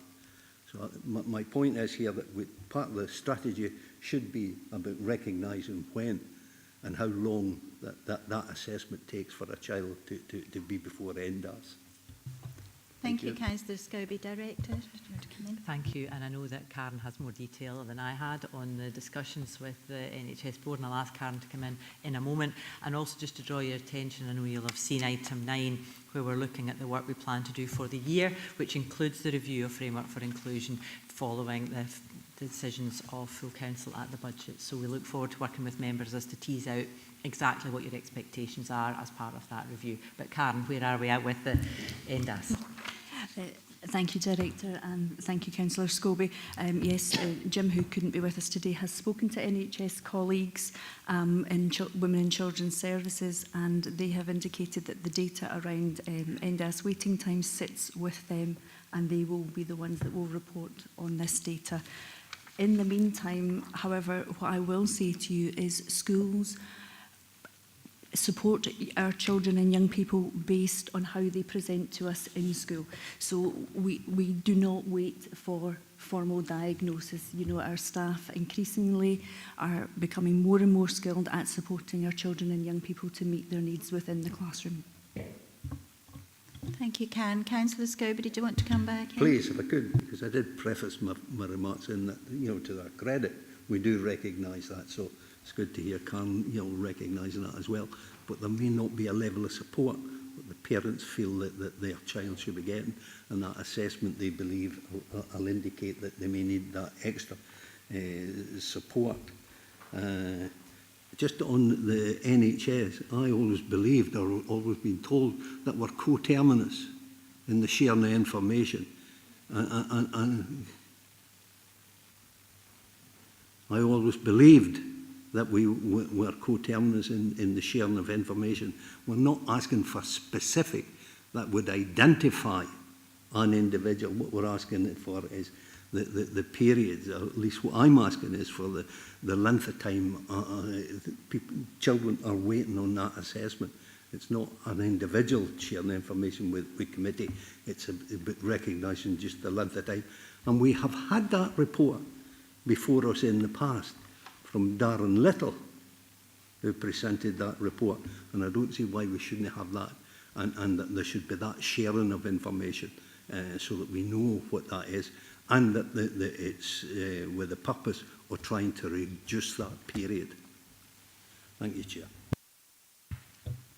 Thank you, Councillor Scobie. We'll take your comments back. You know, absolutely, we look to work with the Children's Services partners. We benefit from being coterminous, and that we've got good working relationships. We don't hold the data. All we can do is continue to ask, and I certainly will relay your expectation to them. Thank you.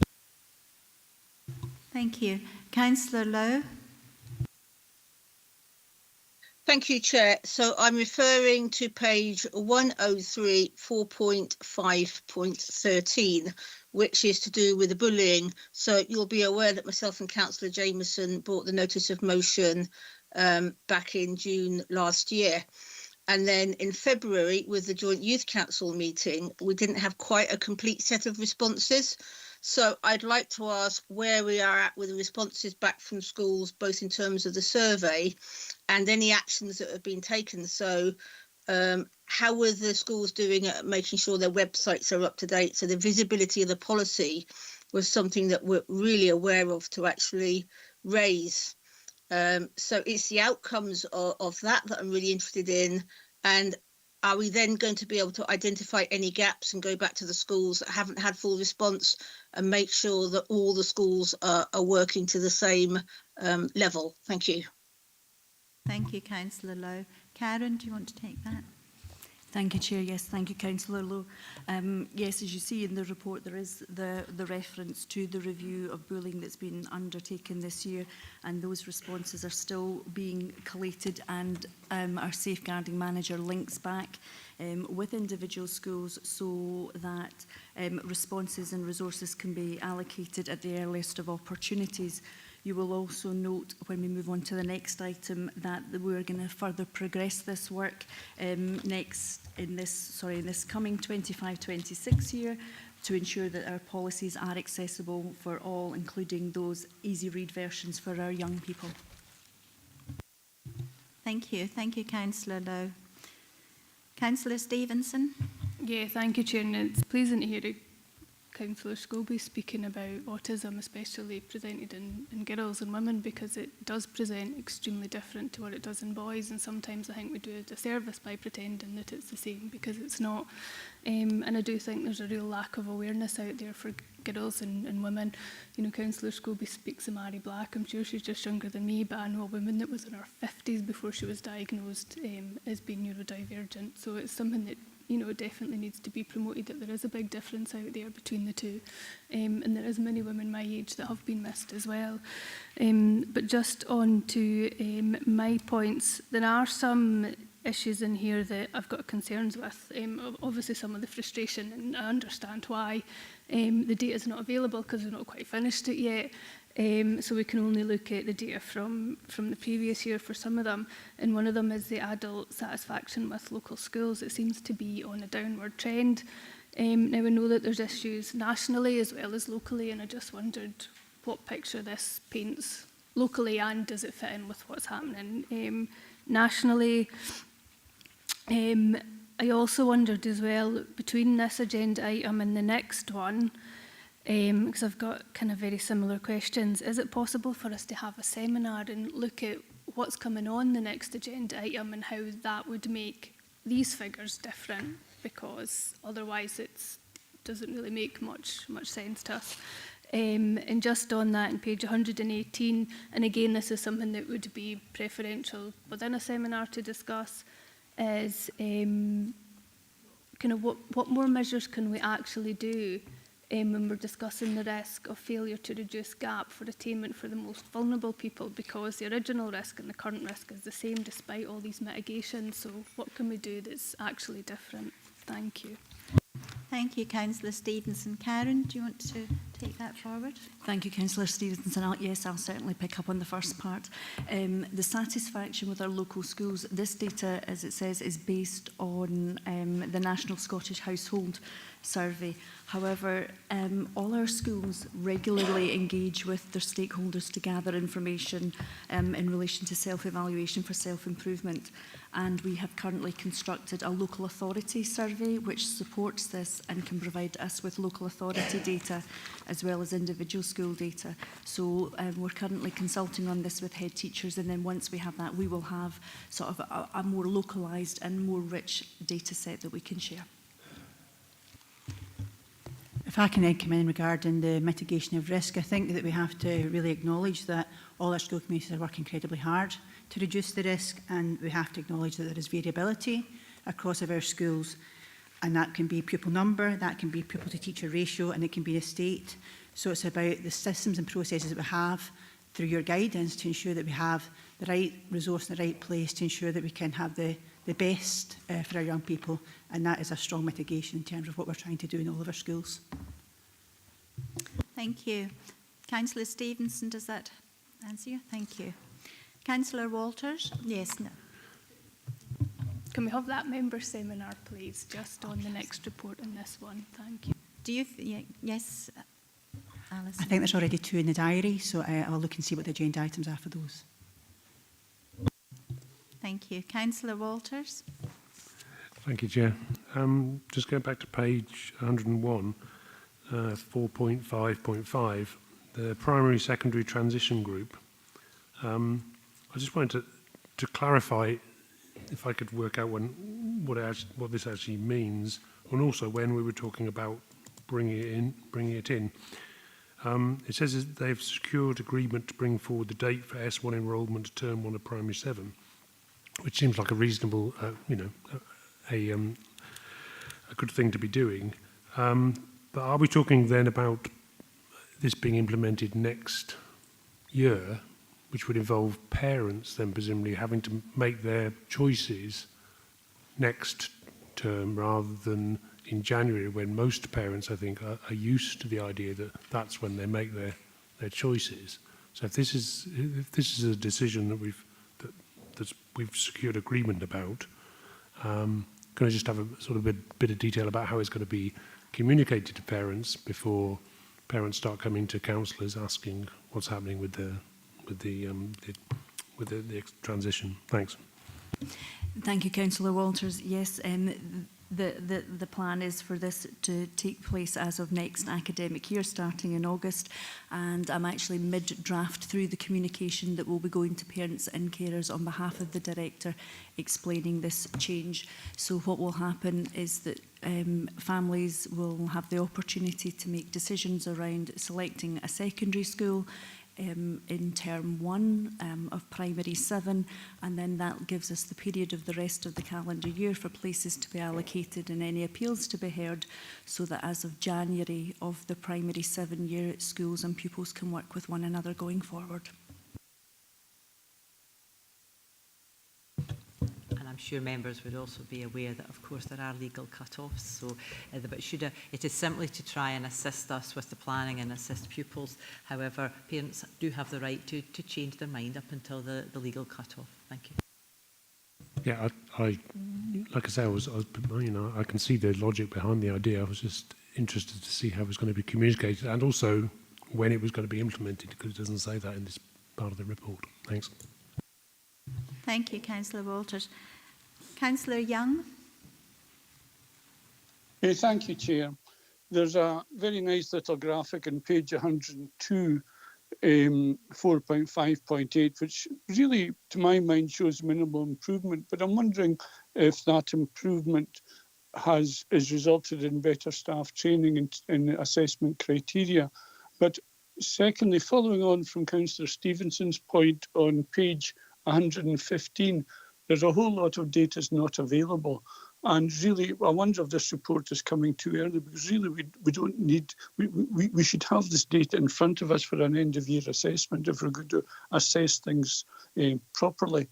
And finally, if you allow me, Chair, a point I've made many times previously in Education Committee meetings, we don't really we're not able to see trends of where this region is improving or sadly perhaps going the other way. I would like comparisons of exam results and pupil attainments. I'd like a comparison with other local authorities to really know how well we're doing in this region and how things are getting better. Thank you, Chair. Thank you, Councillor Young. Karen? Thank you, Councillor. It's almost that juxtaposition. The service plan ends at the end of March, and therefore we can only report on last year's academic year data, which was published in January, February time. So, you know, we will absolutely share our data when it is published for academic year 24-25, when that is published around January, February time. Thank you. Does that help, Councillor Young? Thank you. Sorry, Chair, not really, because I asked about why aren't we seeing trends? We talked about single percentage targets and where the value is at the moment, but that doesn't tell me as a councillor for a specific ward or a regional councillor if we're doing better or worse than in previous years. I would like to see trend lines in so many of these figures. I think you'll find that when it comes to the trends, they are currently sitting within the area reports and not they do not come to this committee, but it's something we can look at again. Also, your question regarding comparing ourselves to other local authorities. We work with our quad, which is our local authority groupings. That's South Lanarkshire, West Lothian and Fife. And we are looking at lots of different areas of work, including ACL data currently. But equally, we do not get the data for other authorities until it's published through the LGBF, and that doesn't happen until December. And it's about being timely in terms of how we relay that information to you so that you've got up-to-date data that's significant, but it's not too far out of date. And that will come to area committees.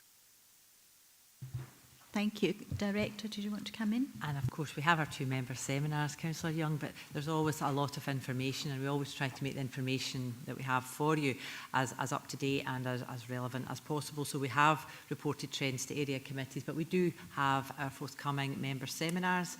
And again, if there are particular targets or particular ways of expressing the data you would like to see, we can incorporate that as we agree at next year's service plan. But really looking forward to the 2 member seminars we have on these matters, because that will hopefully give us a good opportunity to drill into the data and look at what more we need to do. And to follow up, when the elected member seminar that's coming forward around the annual report, and within the annual report there is the year-on-year data trends. Oh, thank you. Thank you, Councillor Young. Julie Irving. Sorry, Chair. A couple of questions. One is about page 103. So it is to do with obviously the new timetable structure within secondary schools, because my secondary school colleague couldn't be here today.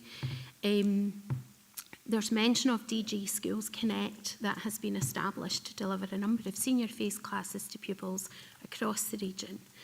I'm not actually aware of those contracts and conditions having gone through SNCT or LNCT yet. My understanding was any changes to a teacher's conditions of service had to go through the negotiating mechanisms. So it was a question about that. Will those be negotiated at SNCT or LNCT? When will we have those for our teaching staff? My second question was actually a thanks, and it was for the Foundation Apprenticeships, Parity of Esteem in the Senior Phase. As a mum with a boy who's been doing a Foundation Apprenticeship, I just wanted to say that's very much appreciated, and my son has loved the opportunity. So, sorry, a question and a bit of feedback. Thank you, Julie. Sorry, I have another question for later on in the document to do with risk factors. So it's on page 117. And it was to do with, the code is QC01, and it's number 4, the inability to meet budget savings targets because of teacher number commitments. and response time standards, number 5 there. So my question around that was to do with the equity that we have within our schools. Now, obviously, the schools estate is very diverse. We've got very, very small schools, we've got some very large schools, and the risk there is of having such a large schools estate. We're spread rather thinly on the ground. So not every child is getting what they need when they need it, because we're spread a bit thinly. So I wondered how that was going to be targeted. Thank you. Thank you, Julie. Yes, Alison? I'll take the question and I'll take thanks, and then I'll perhaps take the question, a bit like a sandwich, and that might filter into what I'm going to say later. In terms of the DG Schools Connect, just to give a bit more information around that, we have at least 10 offers across our secondary schools. They've all been done on a voluntary basis, so this is not staff who we've asked or suggested they had to do it. We put an offer out to say would anybody like to volunteer to do that, and so therefore it's on a voluntary basis, and we have at least 10 offers. I say at least because it changes every day. There's more people coming on board or more schools coming on board. However, I can also give you reassurance that the conditions and how we use that going forward will come up at LNCT, and that meeting will happen in May. Thank you for raising the profile of foundation apprenticeships through the celebration of how well it's been received. I would love to be able to say that they're happening in every school. They're not currently, but we are projecting that there will be at least 100 places for foundation apprenticeships next year, and that is incredible. And that's due to the work of the schools and my officers who are pushing that really hard to give that equity of offer across all of our schools.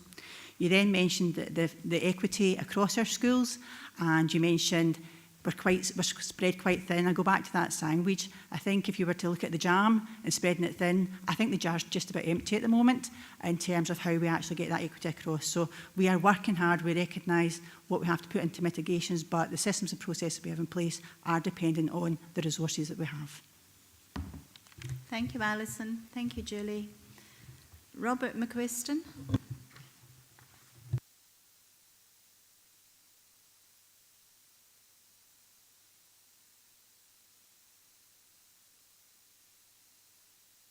No, Robert McQuiston? No, it's not.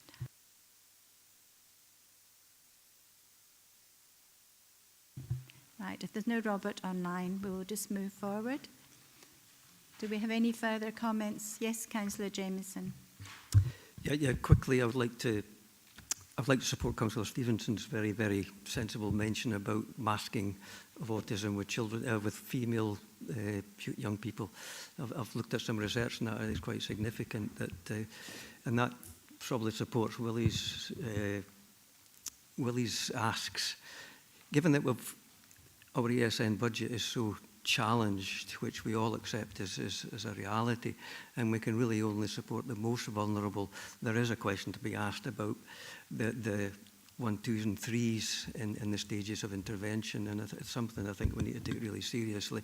I know that modern teaching practices are designed for teachers to be able to manage classes with diversity, but there's a lot of evidence to suggest that that's really quite challenging, and maybe everybody suffers, including the teachers and all children, as the Audit Scotland suggests. So I think it's something that I don't have the answers, but I think it's something we should really consider, is that young children that are experiencing neurodiversity symptoms don't have a diagnosis, and I know that teachers are getting better at identifying them, but we need the specialist resources as well to be able to help teachers to identify these and then help these children, and the intervention might just be small.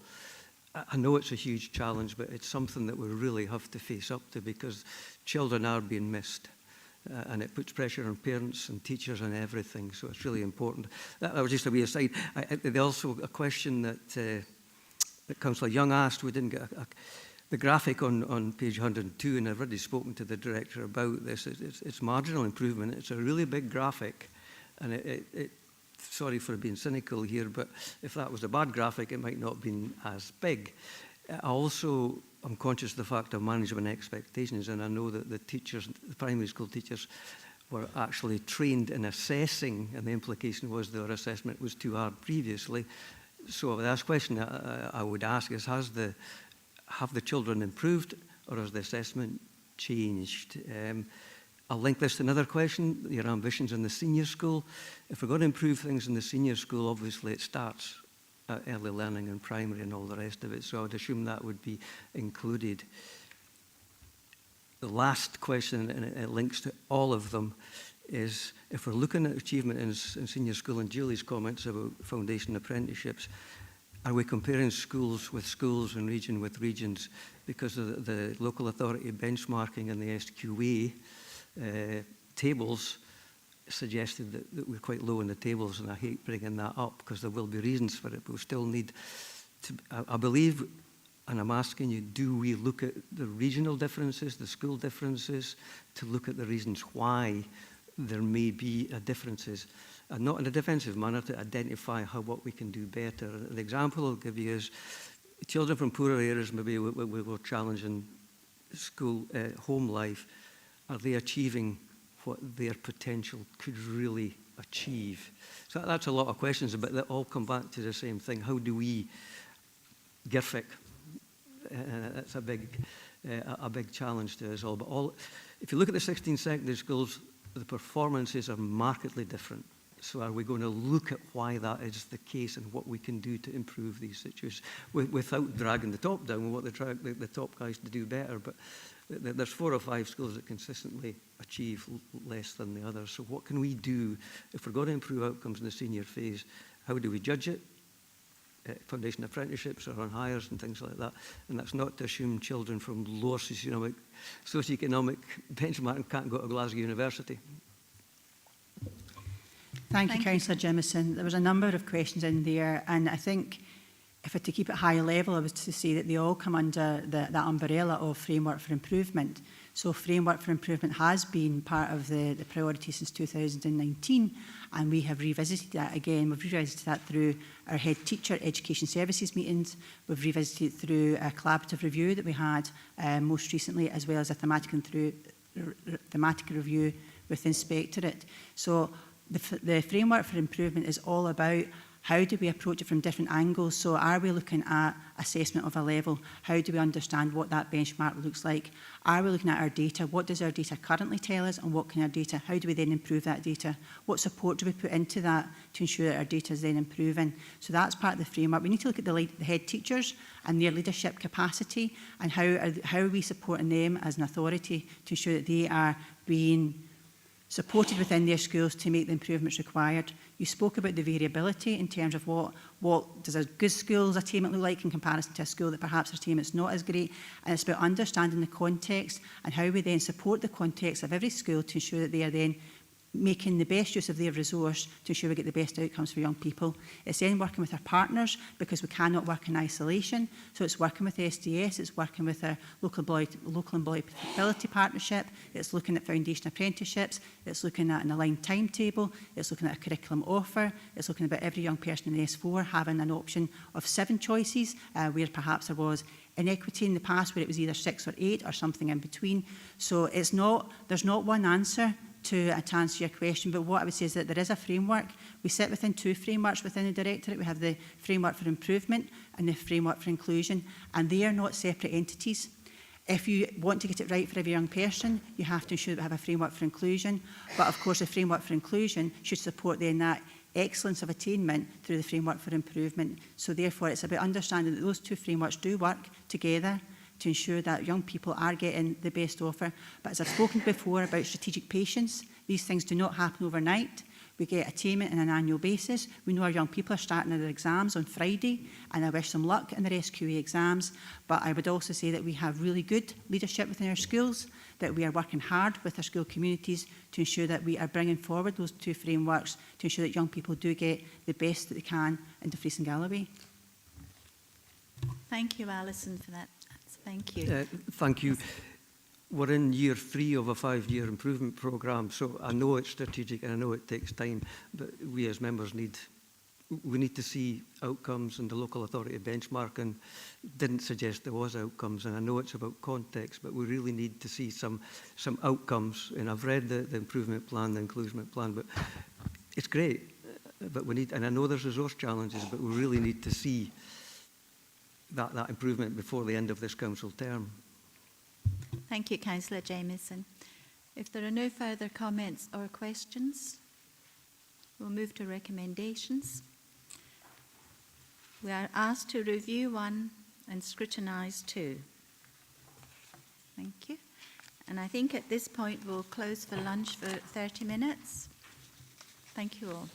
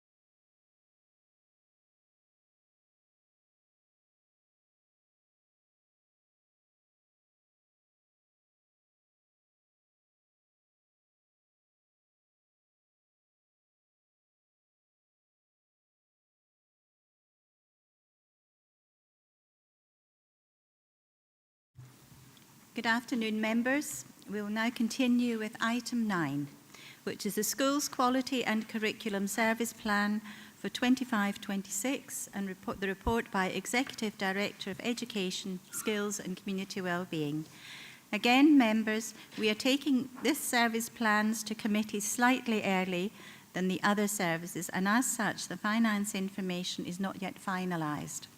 The finance information will be added to the plan ahead of publication on the website. Karen Bryden and Alison Chambers are here to assist members have any questions. I will open up the meeting to members' debate. Councillor Wilson.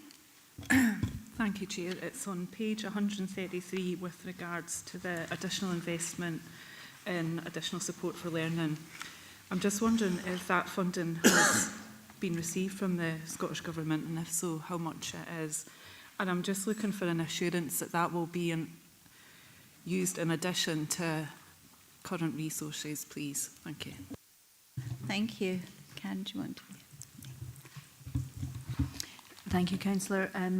At the moment, I'm not aware that we have received that funding as yet. I know my colleague Susan Martin is on the call, so Susan, correct me, please, if that funding has come in since we spoke last week. But last time I spoke to Susan, we had not received that funding. But yes, it will be there to, in addition to the funding that is already in place. Thank you. Councillor Stevenson. Thank you, Chair. Just on page 133, within the review of the framework for inclusion, just wondering what that will look like, and will it include more support for children that have clearly been affected from COVID lockdown, seeing as we know more information now? Thank you. Thank you, Councillor Stevenson. Karen? Thank you, Councillor Stevenson. This came from full council as a motion, and we will be bringing a paper just to flesh out and work out what the expected scope of the review will be, and we'll be taking in a number of factors into that.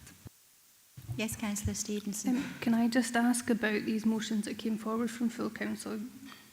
Are we getting them kind of sorted quite fast? I appreciate we're now 2 months into the year. Thank you. Thank you. Do you want to say? Just to follow up on what I said, yes, we'll be bringing a paper to the next committee on this one. Thank you, Councillor Stevenson. Julie Irving. Thank you, Chair. 2 questions really resolve around staffing. So I notice on page 132, the demographic that we've got talks about the employment type. We've got permanent, fixed term and temporary teachers. Is this infographic solely teaching staff, or is it everybody who's involved within that part of the education?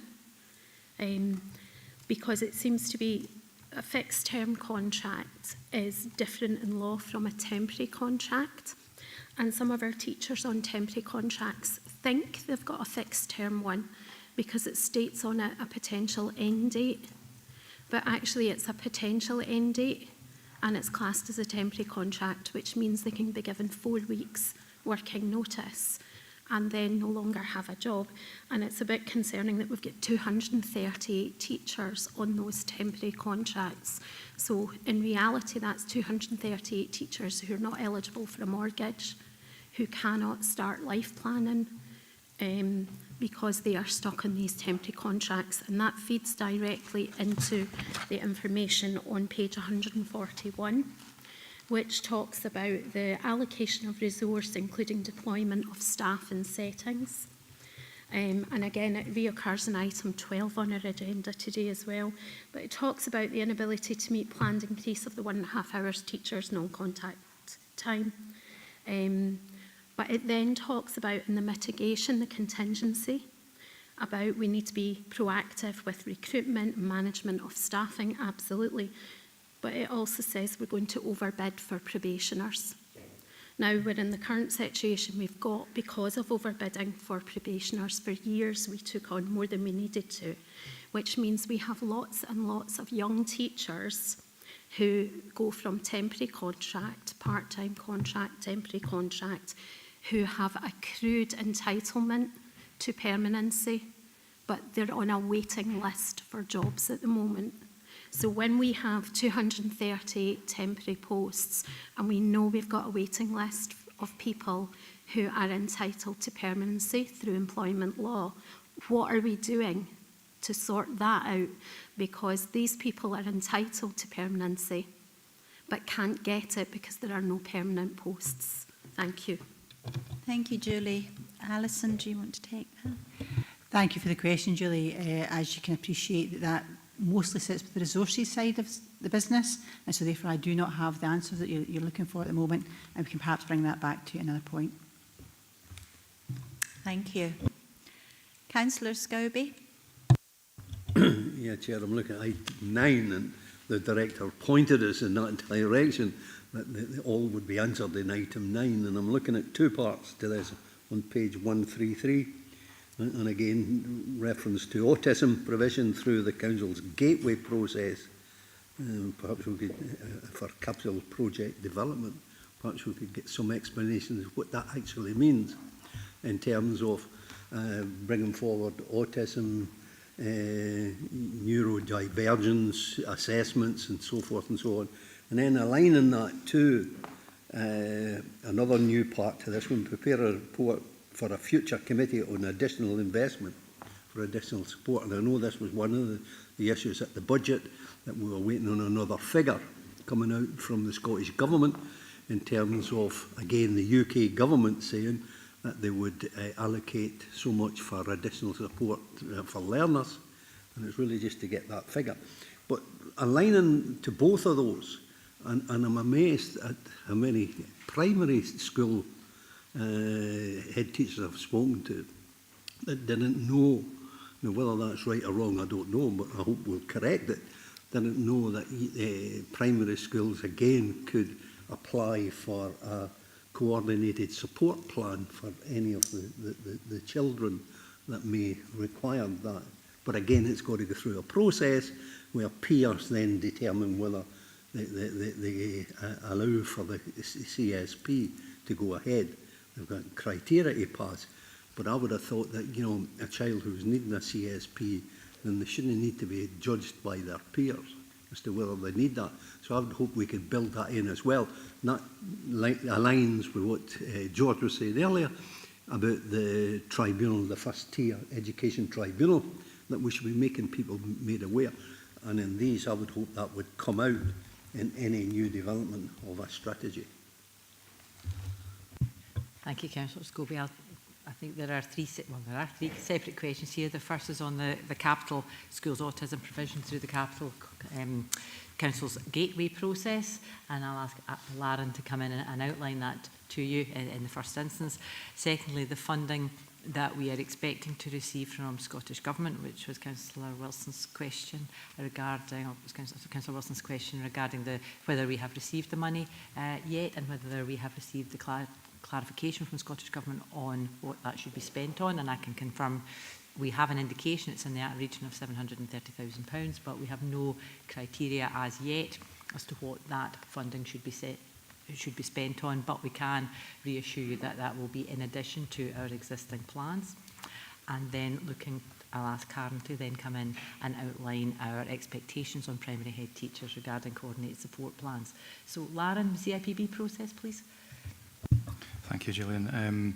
So the process for investment in any strategic capital project now goes through a staged response to the initial idea.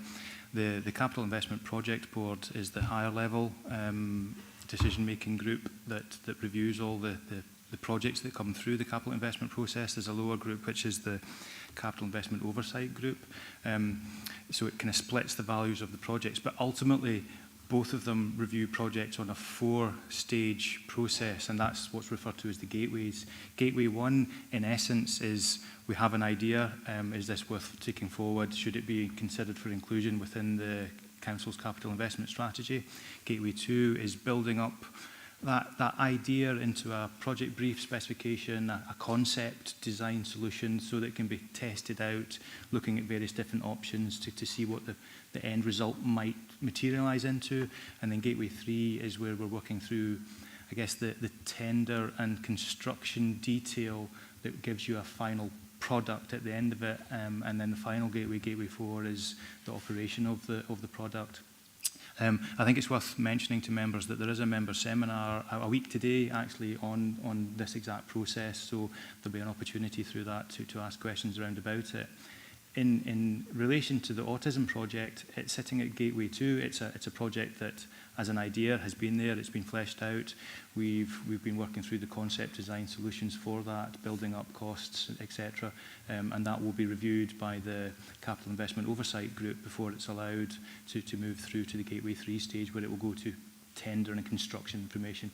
So whilst the process puts in levels of rigour and test, which is correct and proper, it's a slightly different process than we've used before, but I'll give you the reassurance that it's in that mix of that journey just now, leading towards a final solution. Thank you.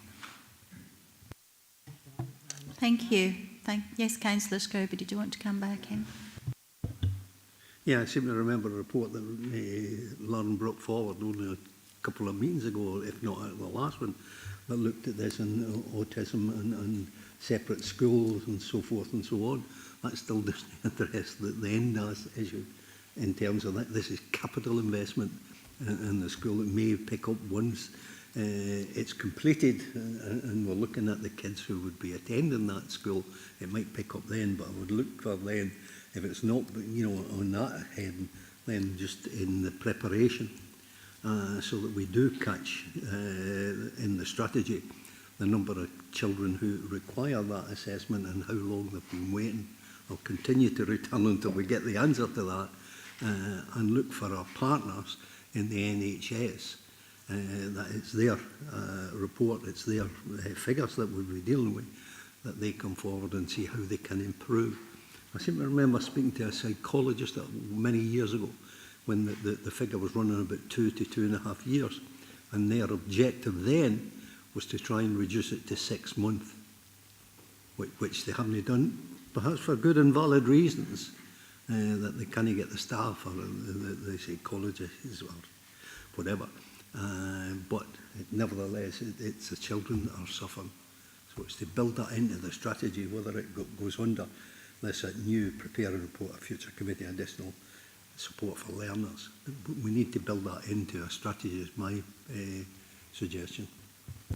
I think that's helpful. We're looking to be clear on the scope of the review of Framework for Inclusion and having the relevant data to guide our projections for children who are presenting with neurodivergence will of course guide us in terms of what we need to build and what infrastructure we require. It's also linked obviously to children with coordinated support plans, so if I could hand to Karen to answer that part of your question. Thank you. Thank you, Gillian. Thank you, Councillor Scobie. Yes, sometimes the lines can be blurred between the differences between an individual educational plan, a child's plan and a coordinated support plan. But head teachers are supported by managers within the Supporting Learners Service to pull together a coordinated support plan if one is required to meet the specific definition of that for the young people. Thank you. Thank you, Councillor Scobie. Thank you. Councillor Jamieson. Yeah, thank you, Chair. Firstly, I'd like to support Julie's question on the permanency. Could we have a report or just a briefing paper back to the members, because it's really quite an important issue that there's a lot of young teachers that may not even know that they're actually permanent staff now, but they've accrued the amount of time for permanency. So informing them would be a first port of call. But secondly, how can we develop these young teachers into, to do what they were trained to do, basically. So I think if we could just get some sort of feedback, that would be excellent. On the autism, as we know, this is 3.1 million. It's been sitting there for years, so we should have done the work by now. So the sooner we get that implementation in place, the better for the schools and the young people and the teachers.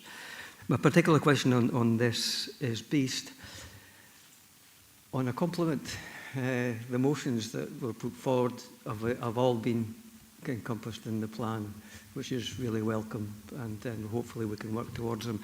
And I know we've had good discussions on your reflection on what we're asking of these motions, so that kind of communication is excellent. So we just have to see that we'll make the progress on these motions, because they're thorny issues that needs to be dealt with as a on council and the community. Moving now on to, well, benchmarking. This is an old hobby horse of mine. Local authority benchmarking figures have been included in this, but I would like to ask that we also have context here in that how do we compare with other local authorities. I'm not being mischievous with that, but we need a context. You know, if the target's 75%, how do we compare with other regions? And that's, again, it's just to inform us as councillors, where do we stand, why are we there, can we do better? So it's in no way a criticism of the teaching staff or the schools, but it made really concerning reading last year. So we've got this list here with the percentage and targets. Could we also have the comparisons with other local authorities, etc., etc.? The last thing, if you've got all that written down, I'm really concerned about the risk factors. I have been for quite a time. Insufficient ASL support, no reduction in inequalities, legal challenges, reputational damage, particularly on ASN. And again, I'm grateful for Gillian to have identified Audit Scotland's report, which is excellent. It would be good for everybody to read that, because it does cover an awful lot of things, not just financial, but also all the relevant reports that are out there, and it makes good reading. And I think Gillian and the team are going to use that as a kind of guiding line. But I'm worried that we're reliant on our legal advice that as long as our provision is adequate and efficient, then we're okay with that. Number one, I don't think adequate is good enough, and number two, it could be open to challenge. I know there's mitigation in there, but I think as a council, we need to be really on top of this to make sure that we're not challenged and fail to meet that challenge. So that's the three questions, if you've managed to get hold of them in between my waffling. I'll get criticism from my... But if you could answer those queries, it'd be really helpful. Thank you, Councillor Jamieson. Alison? I've only noted two questions, Councillor Jamieson, so I think the first one was more of a statement that you agreed with Julie in terms of the resource, and as I said earlier about that would sit with the resource side of the business, so we can absolutely get that to you. In terms of the benchmarking, and you're right to raise it, benchmarking comes through LGBF. As we know, that's published every December, usually around the 12th of December, and we are compared with other authorities, all 31 other authorities. And so therefore, maybe that's the point of when that data is available, it's like, then how do we disseminate that data? And then I would take it back to where we are with the framework for improvement. We know we are data rich. We know that we need to use data better, perhaps not just within our schools, within the directorate, as well as with our elected members. So it's about us all coming together to ensure that we're all part of that framework for improvement journey and using the data to understand where we are, because I think you have acknowledged this year already that our LGBF data in terms of ACL data has improved this year. We are not where we were last year with some of our data, so therefore success is, but what do we do next? And then in terms of the risk factors, I'm not one for quotes, but I think there's no knowns and there's no unknowns, and I think we work in a very complex environment, and so therefore it's about trying to understand what we know might be a risk, but there will always be unknowns that we perhaps do not know, and so therefore we can mitigate, we can identify, but we also have to be ready to adapt and ready to understand that we do work in a very complex society, and so therefore what again I would say is that we do work with our school communities to ensure that we are trying to mitigate as much as we can, but there will always be unknown unknowns. That's helpful, and in the principle of being helpful, one of the budget options that we didn't take was reducing the central staff on ESN, and the motion that was put forward was to direct that resource into schools, which we totally support, and that's one of the motions. So given that we haven't taken that budget, is there an ambition to actually support schools where the need is, rather than reduce numbers of specialists?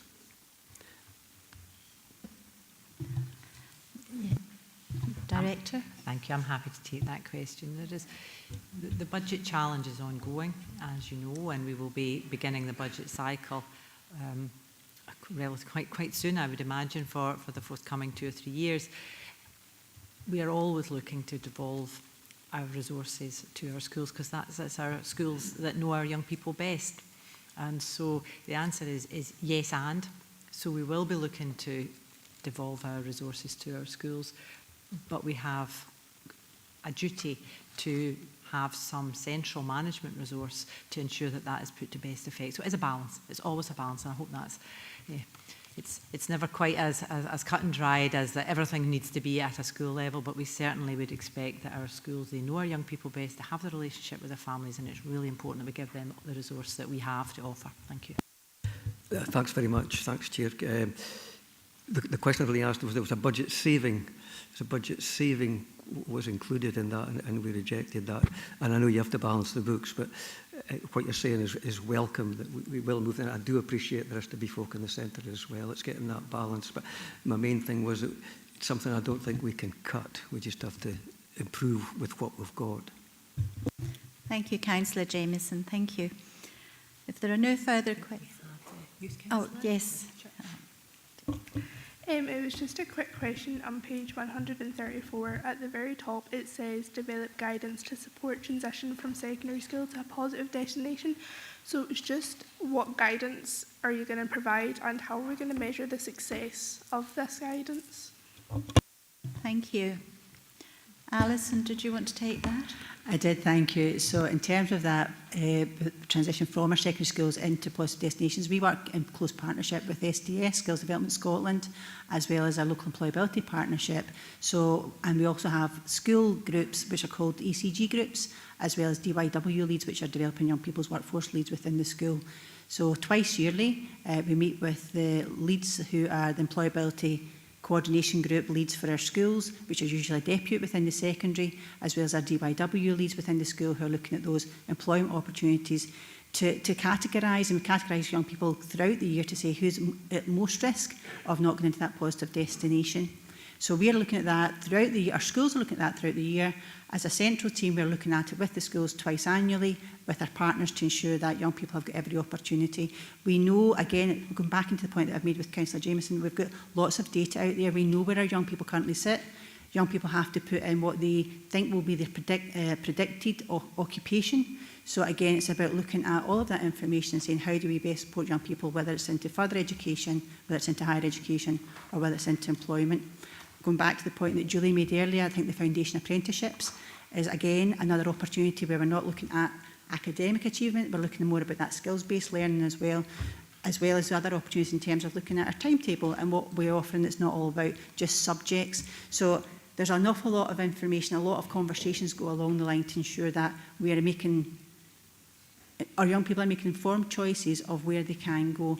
I would say that we have a very positive outcome when it comes to our positive destinations. We set about 97%, but of course 97% means 3% is not positive destinations, and what I would give you reassurance around is we know every young person who is not in a positive destination, and we don't just, once they leave school, and maybe I'm oversharing, but once they leave school, we don't just forget about them. They're still in our books. We still go back and say, okay, where are they now?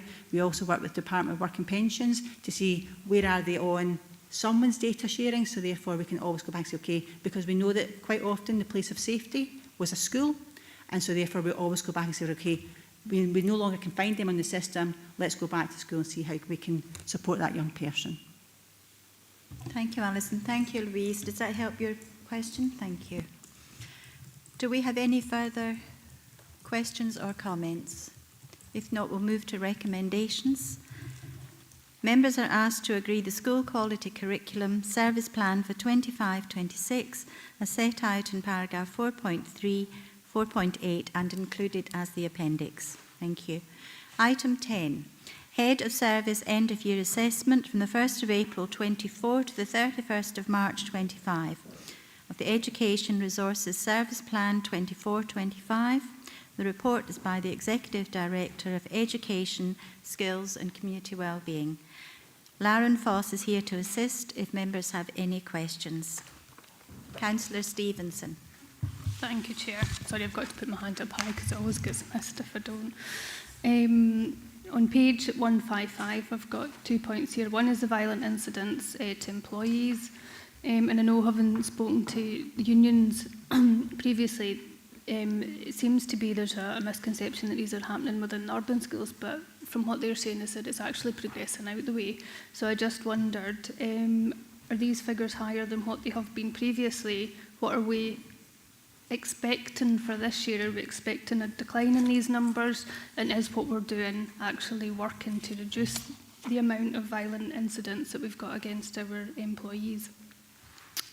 Just on the same page, in the local government benchmarking framework, and I know this is benchmarking to some other areas, but I think it would be a bit more beneficial if we knew, one, what the other areas are and what they are in comparison to us with our level of more rural schools in small school roles. And I did find, when I was looking for information before, that the Highlands Council actually publishes all their schools on one page with a school roll next to it. So it'd be quite interesting to see what that looks like on our website. But also, when we're looking at this data, we've got some extremely small schools. We've got one particularly small secondary school. So this average figure, what does that look like when we take those schools out, and what's the comparison between what gets spent rurally on a school and what gets spent on an urban school? Thank you. Thank you, Councillor Stevenson. Lauren? Thank you, Chair. Thank you, Councillor Stevenson. In relation to the acts of violence, I think the most important thing to reflect on just now is the system of recording has moved to an online portal, which actually will give us a much more accurate level of information and data within the system for us to scrutinise and put the resource in the right place. So while I'm not suggesting that the data was incorrect, but there was a manual human level of when are they input, what time have they put into it in terms of the reporting cycle, etc. So I think the new reports coming forward based on the information within the portal will be much more accurate, and that's the values that we'll be able to rely on. In relation to the second question, some good points. It is data that we hold. We can certainly look to see if that's something that we can share for future committees.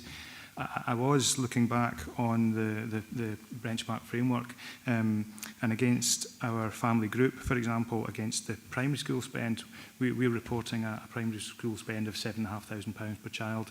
Family group is 9,200.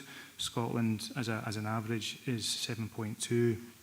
For our secondary schools, our family group is 11,500, and our family across Scotland, it's just under 9,000. For nursery schools, settings, the family group is 11.5, and across Scotland it's 11.6. So there is quite a variance in those values and across those numbers, and if you multiply that up by number of children and cost per head, and there's a lot of information in there that may well help members take decisions in the future. So I'm sure that's something that we could look to see how we can share. Thank you. Does that help, Councillor Stevenson? Thank you. Julie Irving. Thank you, Chair. Sorry, just let me find the page. It's a question to do with risk factors on page 156. And it is ER01. So failure to recruit and retain motivated and high calibre staff across the education service. So this speaks directly to what I spoke to in the last item, which is about recruitment and retention and over-reliance on temporary contracts. Because we do over-rely on temporary contracts, and if we are taking on too many probationers, they don't hang about. So last year's probationer in my school is now in Australia, where she walked into a permanent post. We are losing a lot of our young staff quite early on in their careers elsewhere around the world, which means we've invested in them quite heavily. We've supported them through their probationary year, and then we lose them. So part of this is about that adhering to national guidance on teacher recruitment. Are we following SNCT agreements? Are we making sure our teacher contracts, terms and conditions are made really clear so that we don't have the situation where, I get phone calls in the evening from staff who've just been given their 4 weeks' notice, who didn't realise that was something that could happen because their contract had an end date on it, but it still said temporary in the title. So we're falling foul of things like that, and that doesn't give the staff in our council confidence in our council. And that's a real concern. I'm aware we've had several posts, not just teaching posts, but senior teaching posts, so head teachers, etc., having to be re-advertised. And I think we've got a real risk at the moment whereby staff aren't feeling valued, don't necessarily feel it's worth sticking around for a job in D&G. And that's part of our recruitment retention, because we have in the past taken on so many probationers. We knew there weren't jobs for them at the end of the year, and we thought, oh, they can go on to supply. But after a year or two in supply, you're looking for that permanent post. You're wanting to put roots down, buy a house, start a family, all these things. And people put their lives on hold for so long, and then they can't do it anymore. So I really want to know what we're doing to address that, to ensure that we do have jobs, that we get these high quality new recruits, and we've got somewhere to put them. Thank you. Thank you, Julie. Lauren, do you want to cover that? Thank you. Thank you, Chair, and thank you, Julie. I think I'll start by saying I'm probably not the best person to answer this, so I will go back to colleagues to get a fuller explanation for you. But my understanding is that we do follow all of the legislation and the processes in place at a national level. However, there is always an expectation that a certain number of probationers will be taken by each local authority, so we are duty-bound to adhere to that. Given again, then the backdrop of falling pupil numbers, etc., that compounds that. I think that the reassurance that I can give just now, obviously you've highlighted this being identified within our risk register, so it is something that we're very aware of, and it is something that we really need to make sure that we get right. Beyond that, I'll defer to colleagues and get a fuller response for you, Julie. Thank you. Yes, Director. Just picking up on what Lauren said, and the fact that it is stipulated here in our risk register that it's something we agree that we need to look at. I propose that we bring something to the LNCT around the mitigations around this risk, and that would assure members that we are working with our trade union colleagues to look at what more we can do. But I echo Lauren's points around we have a falling role, and we do have our national commitments, and we want to give as many opportunities as possible for our young teachers within the budget that we have. Thank you. Thank you. Councillor Dashper. Thank you. I'm looking at page 151. Carry out post-occupancy evaluations, and then there's 4 schools listed there. I'm just wondering, what is the sort of long-term strategy for this? I appreciate each school has its own solutions for things like this, but is there a sort of wider, more comprehensive policy approach to these situations and what we can do to avoid it in future? Thank you. Thank you. Lauren? Thank you, Chair. Just in terms of post-occupancy evaluations, actually these are in response to investment at the schools that we've seen. These have been significant value projects that have transformed the school, and our approach to this route is to really to gather information and lessons learned and see the differences from the before and after. So we go in with a range of questions around the quality of the natural daylight, the learning environment, the impact that it's had on learning and teaching, energy costs, all of these different areas that sit within the report itself. And they are used then to inform future spend on other schools. So we're taking the good bits, leaving out the bad bits, and just trying to build on that knowledge that we've taken away. There's a range, the schools that are listed there, there's a range of refurbishments and a level of new build at Noble Hill as well. So we've got a good mix of refurbishment and new build in there to gain from. It's something that we'll also do for the likes of Dumfries High School once that's concluded as well. But there's really good opportunities to get good information from the level of investment that goes into the schools. Thank you. Thank you. Do we have any further comments or questions? We don't appear to have. We'll move to the recommendation for item 10.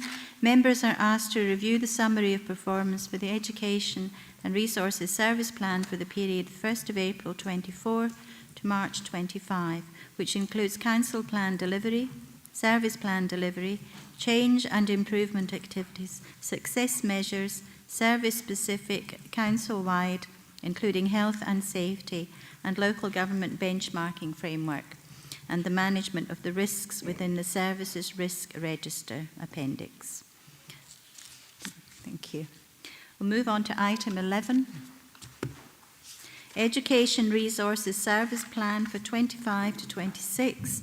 The report by Executive Director, Education, Skills and Community Wellbeing. This is the final one of our Directorate service plans, and we are taking the service plans to committee slightly earlier than the other services, and as such, the finance information is not yet finalised.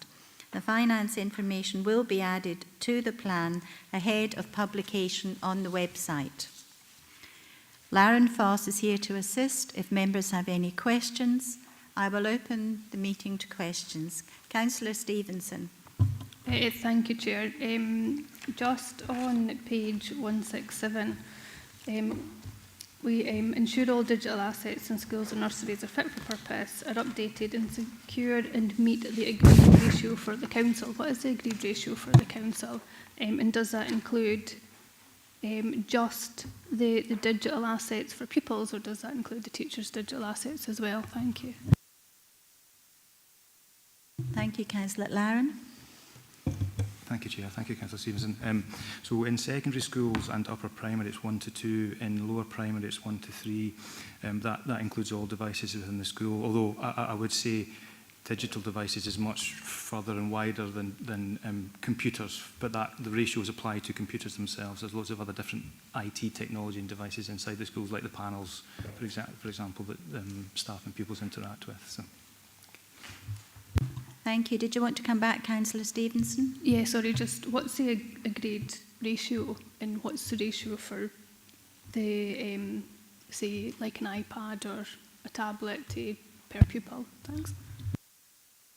I know my colleague Susan Martin's on the call, so we'll know better around the iPads, but the ratios apply to the Microsoft PC devices for pupils, but iPads are slightly different. I think I don't think there's a ratio that applies for those, but I see Susan's come on. I'll be able to answer that for you more accurately than I can. Thank you.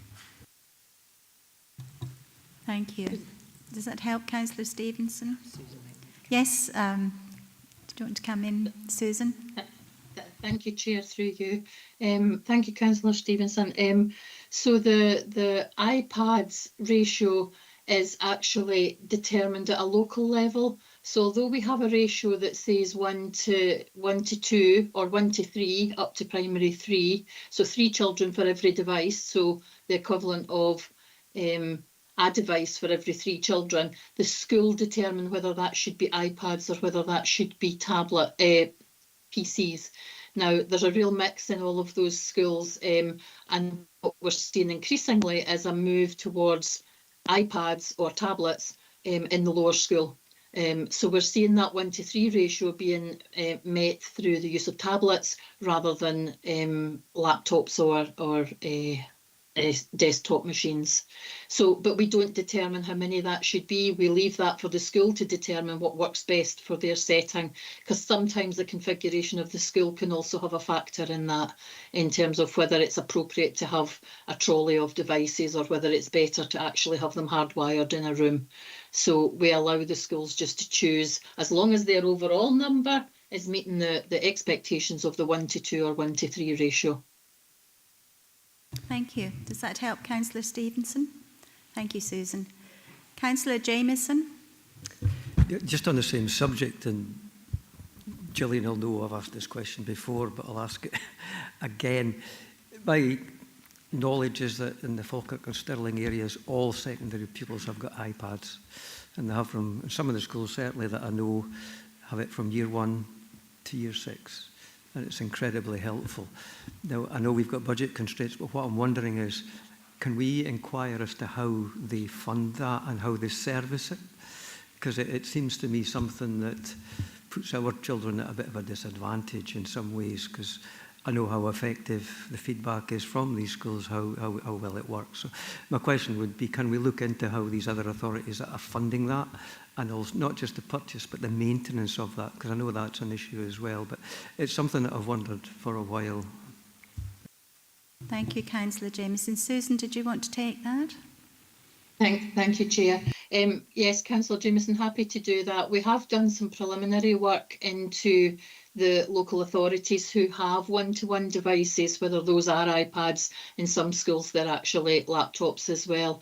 But we've done some work into that to understand the impact and or to try to understand the impact. And unfortunately, there's not really a lot of measures yet in place. These authorities are, you know, in terms of measuring the overall impact at an early stage. So we've not been able to get some very much hard evidence to use to help us. However, we have been engaging with colleagues in those authorities to understand what they're seeing, what they understand the impact to be at this stage. I do know that many authorities who have gone one-to-one are utilising a leasing agreement, which helps them obviously with the ongoing maintenance of the devices, but is more expensive than outright purchase. So it would be a cost consideration. However, there's no reason why we can't pull that together into a summary paper for you and get that out to all members. Thank you, Susan. Does that help, Councillor Jameson? That's very helpful. That's very helpful. Thank you. Councillor McGregor. Thank you, Chair. Good afternoon, all. Yeah, carrying on from Councillor Jameson's point, this is something I've been banging a drum on for a number of years now, and I think probably dating back to when Scottish Borders rolled it out in 2019 to their senior phase pupils, and then subsequently have rolled it out to P4 to P7 as well, as I understand it, and it's almost becoming cost neutral now.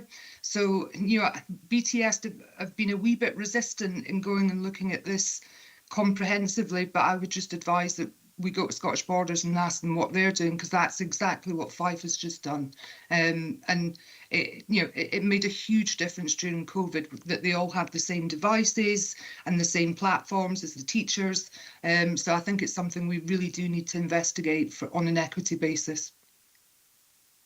Thank you, Councillor McGregor, for your input. Susan, did you want to take that forward? Certainly happy to do that on behalf of members, and as I say, I'll put it together into a paper and get it out to members of this committee through the briefcase. No problem at all. Thank you. Councillor Stevenson, did you want to come back? Thank you. Just to come back in that point, you know, it will become cost neutral, but also for the children in the classroom, the difference between using an iPad instead of using their own device, you know, the difference in attainment is actually quite substantial, coming from the research that's coming out. So I think it's definitely something we should look at in the council. Thank you. Thank you. Are there any further comments? Councillor Strauby. Yeah, just a quick one while before us, and that's, I don't see it in the report, but it's the, we've talked about iPads here, but it's the use of the muggers where there's no green space in some of these schools, or we've got muggers that are just unusable. That's a resource in itself, you know, in terms of physical education. How are we doing with that? Thank you, Councillor Scobie. I think if the work at Park and the work at Belmont, probably the muggers that we're referring to here, I think we've got the design solution, the work underway at Park. Belmont, we are awaiting tying that in together with an investment project that's we'll see an enhancement to the external space of the learning centre. We've had preliminary discussions with the head teacher and the school around when and how to do that. We're doing a wee bit of preliminary work just now around the fencing quickly this summer, and it'll follow on after that one. So they're in hand. The wider discussion around MUGA, or actually access to PE facilities. We have had quite a bit of discussion and debate around about that historically through committee, where we're looking at how we support SQA provision inside our secondary schools. It's maybe just worth mentioning that we've invested significantly in two settings just now, and Annan Academy will be the next one where we'll see sports pitch provision enhancements there. That's specifically for SQA, PE delivery and core delivery and recreational use as well. It doesn't really focus in on primary schools because generally they have access to green space. There's only 2 or 3 schools that I can think of the top of my head that don't have direct green space associated with the school, but they all have access to areas that they can use. Thank you. Thank you. Julie Irving. Thank you, Chair. Sorry, it was just something that came up there as I was rereading. The service delivery, page 167, what are we planning to do? And it talks about developing an early learning and childcare, primary school and secondary school stage mothballing temporary closure policy. I'm just looking for a bit of clarification around that. I'm surprised to see early learning and childcare there because I know that that's a real bugbear of working parents, is they can't seem to access long enough hours for childcare. I thought, if anything, early learning and childcare would be expanding. Sorry, it's just a query as to why we would look at mothballing our ELC settings, especially when we know it's a huge issue for working parents. Thank you, Julie. Lauren, did you want to take that? Thank you, Chair. Thank you, Julie. I think it's really just to make sure that we've got a robust mothballing policy that covers all stages of education. It's not singling out any particular area, and it is looking at where we would have a setting where numbers have fallen to 0 or they are of a low level. Well, it's a process that's working its way through full council just now, and there's an officer working group looking at all the detail round about that. But ultimately, it will be looking to have a policy in place that allows an action to be taken when numbers fall to a particular level. Yes, did you want to come back? Sorry, can I come back in? So what's, without putting in a mothballing policy, I understand because obviously rules go up and down, but have we ever had in the history of Dumfries and Galloway Council a mothballed school that reopened? Should we be looking at closures? Sorry. Cat among the pigeons. Lauren, did you want to take that? No. Right, Director. I'm in members' hands for the responses to those questions, but I'm sure that there will be debate at the next couple of items that are coming up. The service plan, the resources team will be working, as always, over the course of the next year to deliver on the expectations of members, and that's why the service plan includes this work as a priority. And these discussions are ongoing, as Lauren highlighted, and we're giving every effort to the priority that our council has put on this work. Thank you. Thank you. If there are no further comments or questions, we'll move to the recommendations. Members are asked to agree the Education Resources Service Plan for 25-26 as set out in paragraphs 4.3, 4.6 and included as an appendix. Thank you. We'll move to item 12. Can I ask before you move to this yes, one, because I've declared an interest, are you taking them in block or are you doing them one by one? Sorry? I've declared an interest in item 12 on an application. Are you taking them in block, the ones we have before us, or are you taking them one by one, the applications? We'll just be taking them as a block. Yes, sorry.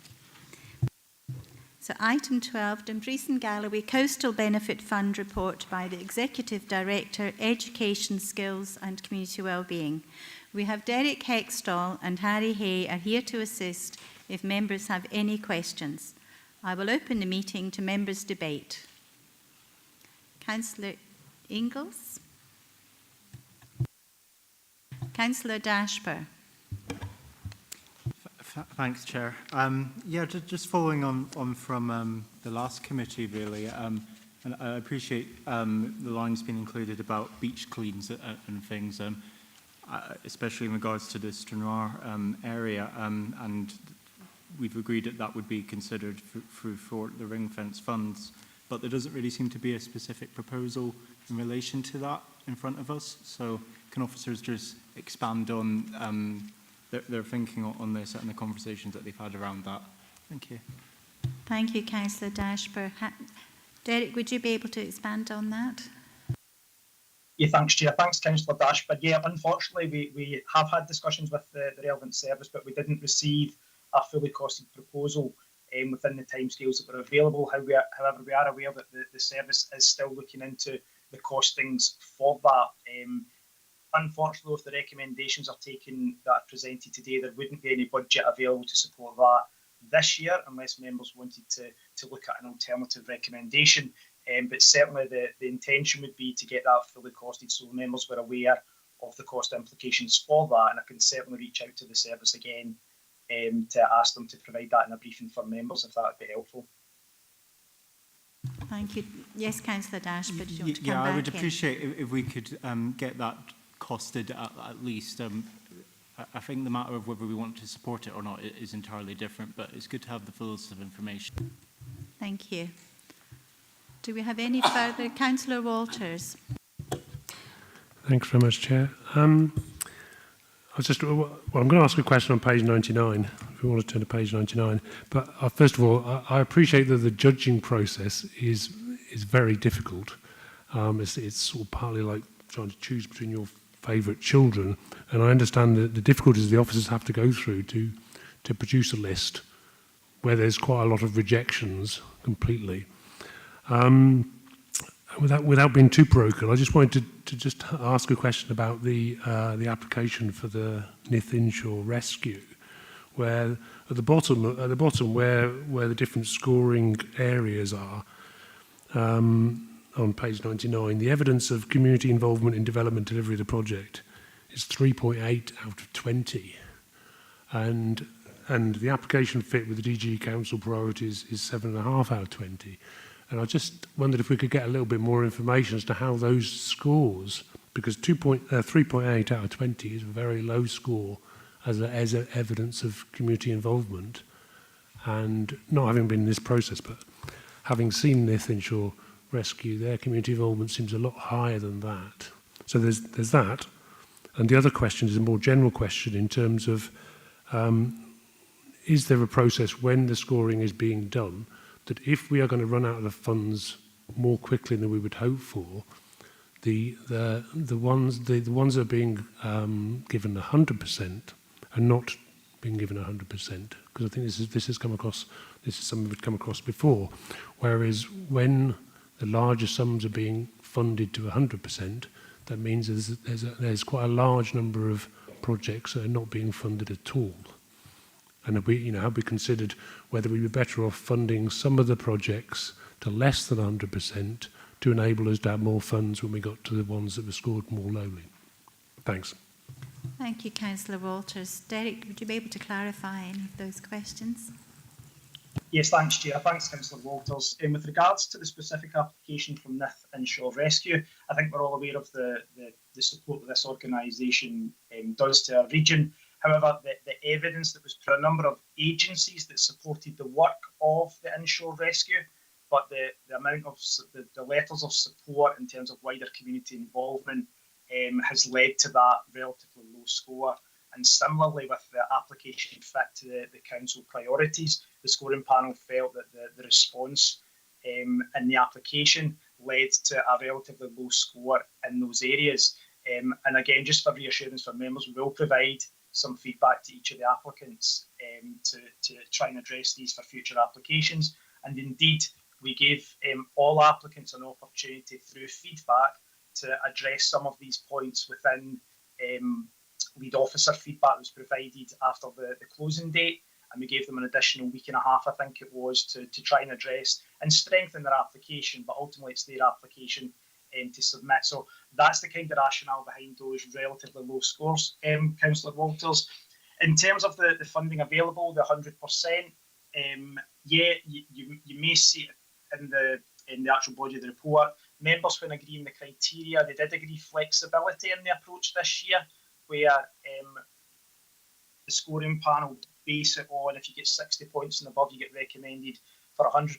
But members were keen to ensure there was flexibility there so that we could spread the funding wider. However, the scoring panel felt that they didn't want to move away from that agreed scoring framework because Members did agree that applicants could apply for up to 100%, and this was discussed during the seminar. And at February's service committee, that they wanted to allow applicants to be able to apply for up to 100%. So the scoring panel didn't look to change that because they felt that the risk to those projects and being able to deliver those projects would be greater than, you know, extending to a number of a higher volume of projects, that there then be a greater risk to some of those projects actually being able to deliver, because those who are not getting their 100% would then potentially have to go and look for additional match funding to make up the total project costs, which could then bring a delay. And within the criteria, projects must start by the 1st of August, and they must conclude, which is a Scottish Government criteria, they must conclude by the 31st of March 2026. So hopefully that helps, Councillor Walters.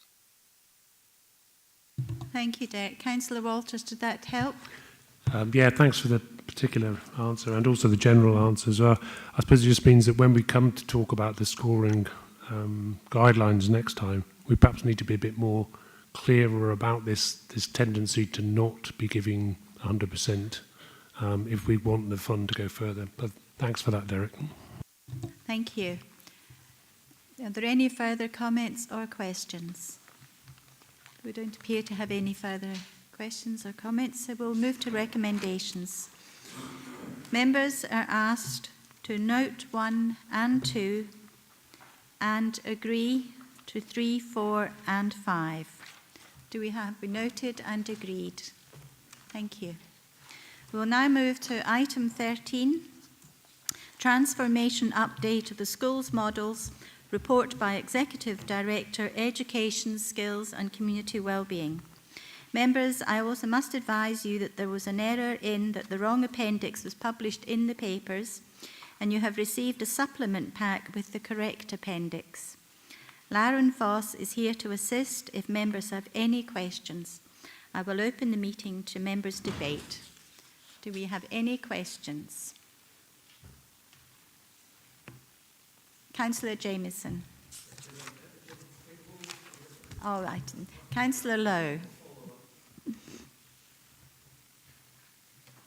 Thank you, Chair. And this is more a question for yourself rather than the officers. So on page 174, at 5.1 at the top, there's quite a strong statement about what we're wanting to seek about the school model and about the fact that we're only trying to reach the minimal threshold rather than the optimal threshold. And so we as a group have got a question about this. So every group signed up to the motions agreed in the budget in February. And I hope this time next year we're going to start to see some improvements.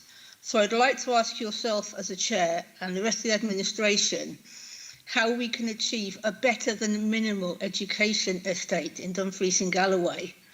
And do you expect to be welcoming significant improvements over the year? I think just trying to go for the minimum every time is not good enough, and we need to be known for to be better.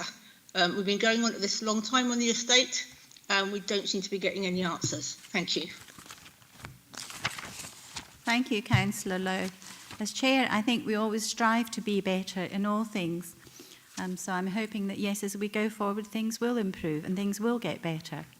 I think our officers and everyone are working really hard towards that goal.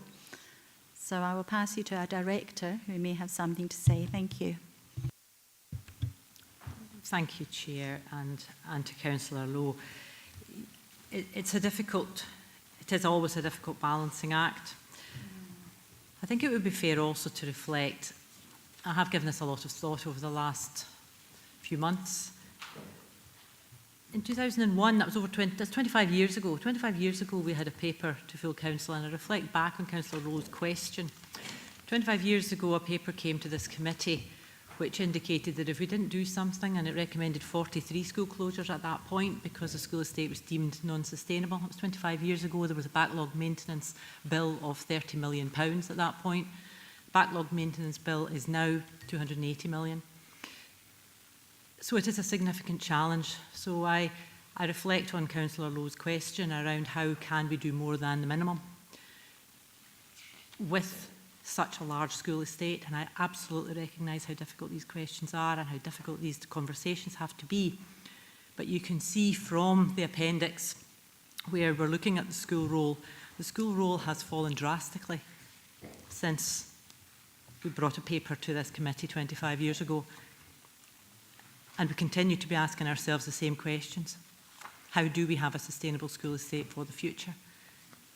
So unless we are looking for significant investment to bring our schools up to a minimum level, which at the moment I understand is around £280 million, there is only one option, and that is to have fewer and better assets.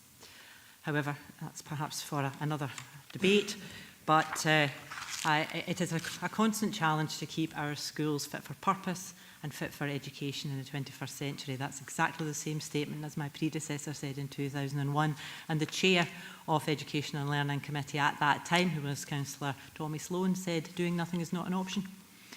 And I think that continues to be the case today. Thank you. Thank you. So, is it possible just to come back on that? Yeah, I mean, I have to agree.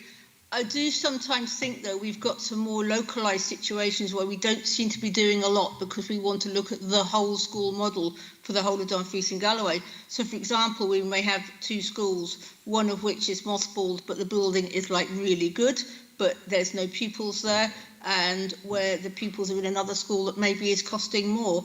And I think we need to maybe start getting something done about some of the localised problems that we've got, and actually that will move towards making maybe more localised improvements. You know, for example, Kirkby and New Abbey is one possibility. You've got a 3-class school and a 2-class school, and maybe location is better. So it's just that I hope this doesn't stop us from taking local decisions to serve our local communities. Thank you.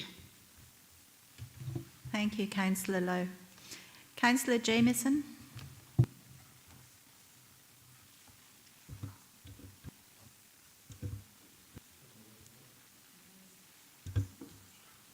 Hello. Yeah, just following up from Councillor Lowe, and we, as Gillian said, we've discussed this long and hard for a number of years. I remember the Dumfries Town project and all the rest of it when I was a school council.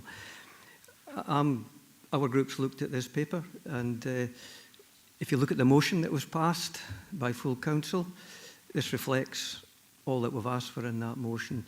It acknowledges that communication may have been poor. We've acknowledged that we need to look at the macro as well as the micro. We've acknowledged the geographical. We have acknowledged that there might be need for small schools in certain places and larger schools. There's a focus too much, we believe, on numbers and scores, and maybe not enough on the complexity. Also on the long-term strategic approach to Dumfries and Galloway, because if you compare our region to other similar regions, we've got too many schools. That doesn't mean to say that we should have less teachers, less pupils. We probably need less schools, but I think we could utilise the teachers better. The bottom line is education and learning, communities, geography. I would argue that this paper covers all of these with the proviso that everybody needs to attack it in good faith. And that it's, the immediate reaction to save a school is instinctive and quite right, but we need to look at that micro and the macro. And I'm pleading, and I'm almost demanding the administration to move this on at speed, because to the great credit of Larne and particularly and John, we have a wealth of information that probably other authorities don't have. So we need, for me and for our group, we truly believe in the school estate being modernised with the absolute proviso that there will be certain situations where we have to protect not just small schools in rural areas, but there may be small schools in more urban areas, like, for example, Gretna and Springfield, where that balance of school is maybe essential to some children to go to Springfield School. So my request to all members is, remember that we agreed to this policy of less but fewer, but we've got bogged down in numbers. Numbers of pupils, all that sort of stuff. We need to look at we need to look at the strategic and the local. One thing in more systematically I would like to consider, while realising that we have a working group on mothballing, I'm disappointed that we as councillors and the administration hadn't realised that mothballing wasn't just affecting primary schools, and now we're looking at secondary schools, senior phase and early learning centres belatedly. But I would challenge, and I've spoken to the people on the working group, that we consider as mothballing something that's actually been counterintuitive. It's actually led to the closing of schools rather than supporting the idea that we can build them up. And it may be a case that we should just use the sustainability scores, not just a number, but the whole picture, the complexity of it all. And then if it's considered the right way to go, advised by this committee, we should go straight to statutory consultation. Now, I know the working group's working on that, but that's something that I would like to put forward, that mothballing has confused the issue rather than helped it. And it may just be we need to use the information we've got, consult with all stakeholders, and if it's acceptable, we go straight to statutory consultation, and that might move things forward, albeit within the strategic secondary, primary, early learning centre complexity. Thank you, I hope that's taken on board. Councillor Jamieson for your comments there. Thank you. Councillor Stevenson. Yeah, thank you, Chair. Just a couple of points. My understanding of the school model was that we would bring forward a selection of options for an area so we could look at it in the whole to make the best decisions for the children and parents in the best possible way.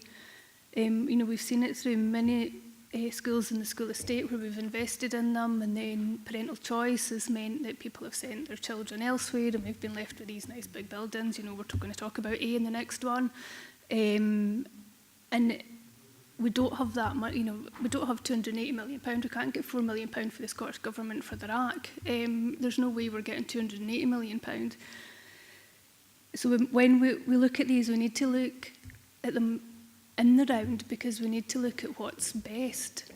And I asked many questions when we looked at the school model to begin with, and one of them was, could we look at investment in this? Because it may be that we close 2 or 3 schools, but we actually build a better one somewhere else within that. And we can't make those decisions because we don't know what we don't know until the papers are actually brought forward. But my concern is to do with the mothballing, and Julie discussed it earlier. It's actually me that chairs the mothballing group. I don't think we should be pausing anything to do, because of the mothballing, because it should be something that's done completely separately and within the remit that you can actually mothball as per the government guidance. It shouldn't be used as part of the school estate strategy, because that's not in good faith. At that point, I think that we need to look at the model as it is and start making these decisions and leave mothballing to be used in good faith as it is, because it's become quite apparent over the past couple of years I've sat here that the faith in the mothballing policy is that maybe it's just used as an alternative to make life a bit easier, and it's caused this uncertainty. But I said it at full council, and I'm going to say it now, until we start filling the void of no information and bringing forward what the sustainability will look like in the round as per what the schools look like within their catchment areas, other people are going to start putting the information out there. And it is causing upset and anxiety in parents, and we need to start looking at it now so that we, or you as the administration, I'm not part of the administration now, you as the administration are actually having that conversation, and you are holding that conversation instead of letting other people have it. Thank you. Thank you, Councillor Stevenson. Councillor Campbell. Yeah, thank you, Chair. Really interesting discussion, and I can't help feeling that we're in a bit of a mess here, and that's not directed at officers, it's directed at all of us, Education Committee, local members, the administration and senior officers, and we're in a really difficult situation at the moment. I'm a bit alarmed by George's proposal about just going to statutory closure. And, in terms of my membership of the mothballing working group, the principle that I've always adhered to is it's about involving communities in these choices. And I think that to simply use that list and go straight to statutory consultation will disproportionately impact on rural education and rural communities. And that's something that we need to find some way of managing that disproportionate effect. We've all received emails from the Rural Alliance group in the last week or so, and I think they make quite a powerful case for rural education, and they make a number of points within the emails that I'm not going to go through. I'll maybe follow up there, Chair. I'm interested to know if you've actually met with the Alliance group since the emails were sent, because I think they represent now, I think, 17 parent councils. They make a powerful argument, and I think we should be listening to them. Thank you, Councillor Campbell. I did try to contact them, but I haven't had an answer back from them. I did leave messages. Yeah, thank you. If I could maybe just come back in then, please. I have an additional recommendation that I'll maybe hold off on presenting until we've had the full debate and we see how that progresses. So if you could maybe allow me in at the appropriate time before we go to recommendations, I'd be very grateful. Thank you. Thank you. Councillor Jamieson. Yeah, I totally respect what Dougie's saying.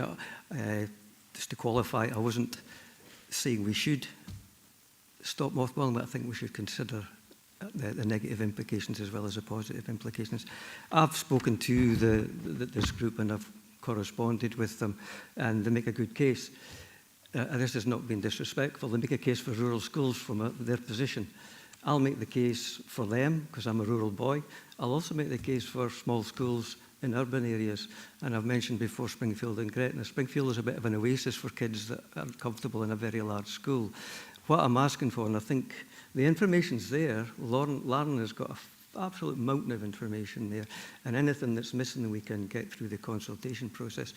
If you read this paper, it acknowledges the need for consultation. It acknowledges the need for small schools and bigger schools. It acknowledges everything. And the danger is we polarise the issues rather than looking at the whole picture. There will be small schools that have to stay for various reasons, absolutely. But, you know, Springfield is a small school, but it's a real oasis for children in an urban area where they can't settle. So it's the same in Annan. We've got very large schools. Newington's a very large school, and some parents will choose to go to Island Vale. It's not a tiny school, but it's a smaller school. So we need, and this paper acknowledges all that. I'll be the first to criticise the slowness of pace, the complexities, the lack of communication. But hopefully we've learned a lesson, and we've learned a lesson to listen to all views and come up with solutions that improve the outcomes of our schools, not least the outcomes for teachers who are teaching in schools where they can do their job properly.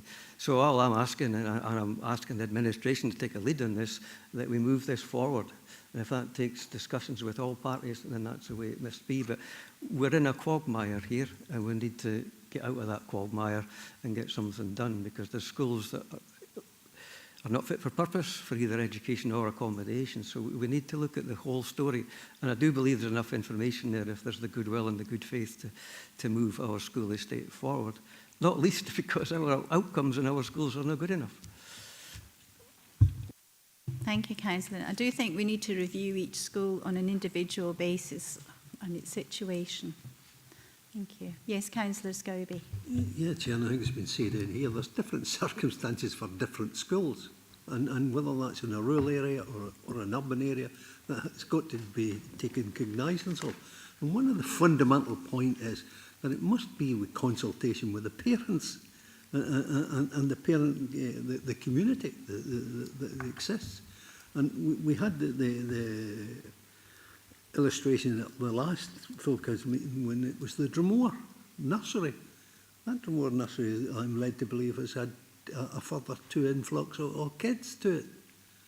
So, you know, there are changing circumstances, and mothballing shouldn't be a fast circuit to close and then just remain mothballed. It's got to still be with consultation, whatever we agree, whether it's mothballing and closure or whatever, it's got to be with that consultation. And not to short circuit this just by saying, well, mothball, because that's putting out fear and alarm, and you know, that's where the alliance is coming from. that, you know, there should be this maximum consultation. No matter what we do, that must be paramount, that we consult before we do anything. Thank you, Councillor Kirby. Lauren, do you have anything you would like to add to that? Thank you, Chair. It's clear that this is really complex. There's so many moving parts to this, and it operates over such a time frame that it makes it even harder. I think, in essence, what this report in front of us today is looking to do is just to get agreement that, in terms of officers have applied principles, it's given us a running order. It allows us then to have a starting point for review around schools. It doesn't predetermine the outcome for what that review will output. It says, this is where we start. We've got a mammoth task in front of us. We need to start somewhere. It allows us to focus in on those schools.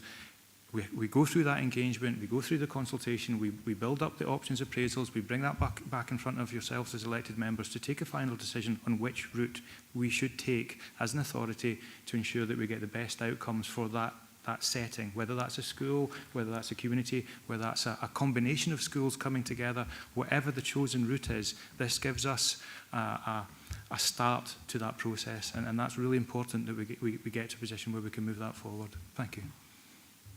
Thank you, Lauren. Do we have any further comments?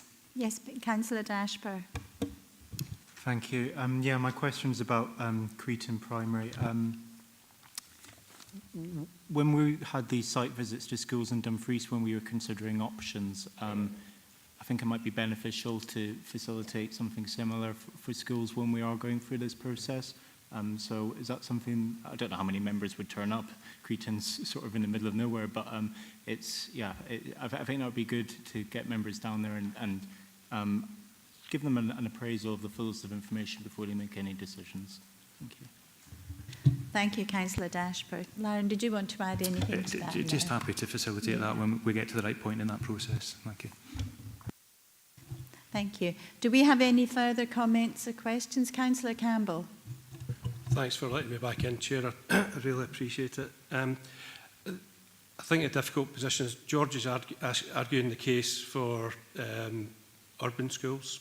I know I'm simplifying that, but on the other side, I'm arguing the case for rural schools, and I do think that there would be a disproportionate impact. And I don't want to put this recommendation in, but I think it's important that we consider it. And what I'll do is I'll just email it just now to Tracy and to Fiona. And I shall just read it out for the benefit of members.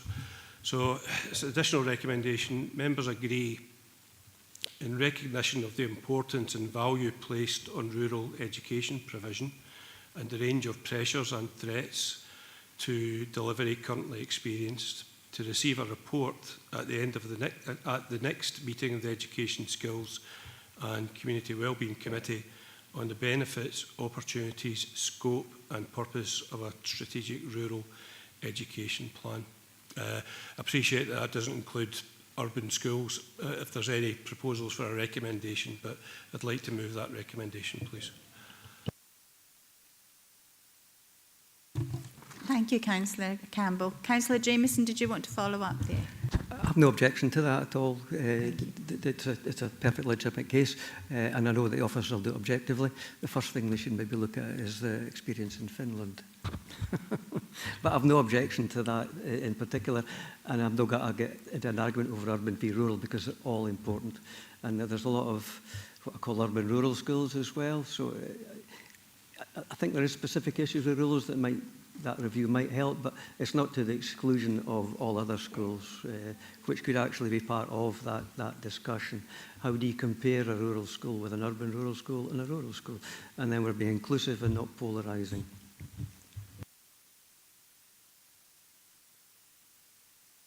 Thank you, Councillor Jameson. Councillor McGregor. Thanks very much, Chair. Yeah, I've no issue at all with Councillor Campbell's additional recommendation, and I think it ties into the work that the Scottish Government's doing around rural delivery plans as well, although the next committee won't encapsulate the work that's been done there, but maybe we can just be a wee bit ahead of the curve on that one. Thank you, Councillor McGregor. Yes, thank you. So if we've no further comments or questions, we'll move to the recommendations. We're going to agree. Can you? Yeah, if you could. Thank you. Excuse me, Chair. Oh, here we are. Members agree in recognition of the importance and value placed on rural education provision and the range of pressures and threats to delivery currently experienced, to receive a report at the next meeting of the Education, Skills and Community Wellbeing Committee on the benefits, opportunities, scope and purpose of Strategic Rural Education Plan. And we're also being asked to note 1 and agree 2. Do we have noting and agreement? Lauren, did you want to come in on something there? Thank you. Thank you, Chair. Just really quickly, to bring a report of that stature and nature to the next committee cycle would be really challenging to do that justice. I think if there's a bit of flexibility in the timescale on that would be helpful. Because we have, I think from memory, 69 rural schools in our authority out of the whole mixed, so that there's potentially quite a lot of work involved in that. Thank you. So if we moved it to the meeting following that meeting, would that be? Councillor Campbell. Yeah, I fully appreciate that. I mean, what I'm not proposing is that you produce this plan. It's more of a discussion document. And the additional point I was going to make was that, you know, there's a whole lot of things in the mix here, and perhaps some form of seminar before it goes to the next Education Committee, so that we can have a full debate with all councillors. But yeah, I've got no issues if Lauren feels that he needs more time. Thank you, Director. Thank you for that flexibility, Councillor Campbell.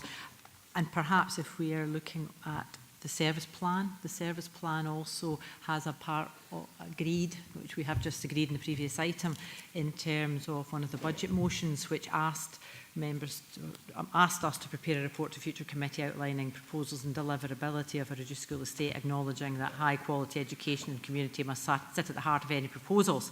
So there already is an ask of us to look at this in the round, and perhaps the report that you're asking for would be a part of that. So we're threading it within this existing, it's not new work, it is work that perhaps could form part of that larger piece of work that is already in our service plan. I'm just conscious of adding to an already very full service plan, and as we tease out what members are expecting to receive in the report as set out in 167, perhaps your request could fit within that. Yep, that's fine, Gillian, as long as the contents of the additional recommendation are fully addressed in that report.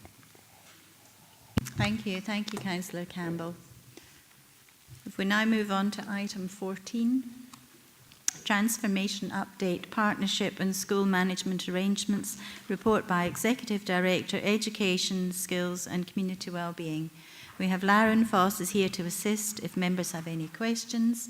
I will open up the meeting to members' debate. Councillor Walters. Just a couple of sort of general questions really about the recommendations on page 183. One is, I think it would, after what was mentioned earlier about how long places had been mothballed for and how long we'd agreed for them to be mothballed, I think the director mentioned that we'd agreed that one should be mothballed until 2028. I think it would be helpful on when we're going through these schools to know how long these have been mothballed for. The other issue is perhaps just my misreading of it. But like for 2.1, it says a primary school will remain in mothball status due to no children attending the school. Well, if a school's mothballed, surely children can't attend the school. So that doesn't seem like a very good reason to continue its mothballing. Surely it should refer to the fact that there is not enough children gone on to the catchment area or, you know, tried to apply for the school. It shouldn't be to do with the number of children attending the school, because obviously you can't attend a mothballed school. That's the two things. Thanks. Yes, Louise. Thank you. Thank you for your questions. With regard to when the schools were mothballed, I can give you a rundown of when that was, but also with regard to that, the statutory guidance that sits behind the Schools Consultation Act is quite clear that a school should not be mothballed for a period of more than 3 years. So we are doing everything within our power to get through these, if it comes to it, through those statutory consultations within that 3-year period. With reference to Cosfern and being mothballed until 2028. That reference is because we went through the statutory consultation process. The outcome was not to close the school, but there is, in line once again with the statutory guidance, a 5-year moratorium imposed on a school that has gone through a closure process. That's not a local decision, that's written into that statutory guidance. With regard to your second question about when they were mothballed, A Primary School was April 2023. Borg Primary School was August 2024, Cosfern Primary School was August 2029, Hotsbridge Primary School was 2019. Hotsbridge Primary School is August 24, Hutton Primary School was 2022, but that one's now closed. Sorry, I'm just reading down a list. Ketbreen Primary School was also August 24. St Ninian's Primary School was August 2023 and Tundergarth Primary School was also August 2023. And with regard to your point around saying there are no children at the school, in line with the Act, once again, we have to give an annual opportunity for families to enrol at a school. So it's not the case that there are no children living in these catchment areas, there absolutely are. And we do give an annual opportunity to enrol, but there were no children, as the example, that wanted to enrol at the school. Thank you. Can I just come back on that then? Because yes, that's not what it says on. That's not what it says in the recommendations, is it? It doesn't say due to no children applying for the role. It says there are no children attending the school. But thanks for the individual details on when the schools were mothballed. And so under the guidance, that none of those will be kept in mothballing past 26, 27, yeah? Is that right? That is our hope, that we are already beginning the process of working through them and we will continue to do so. Thank you. Councillor Young.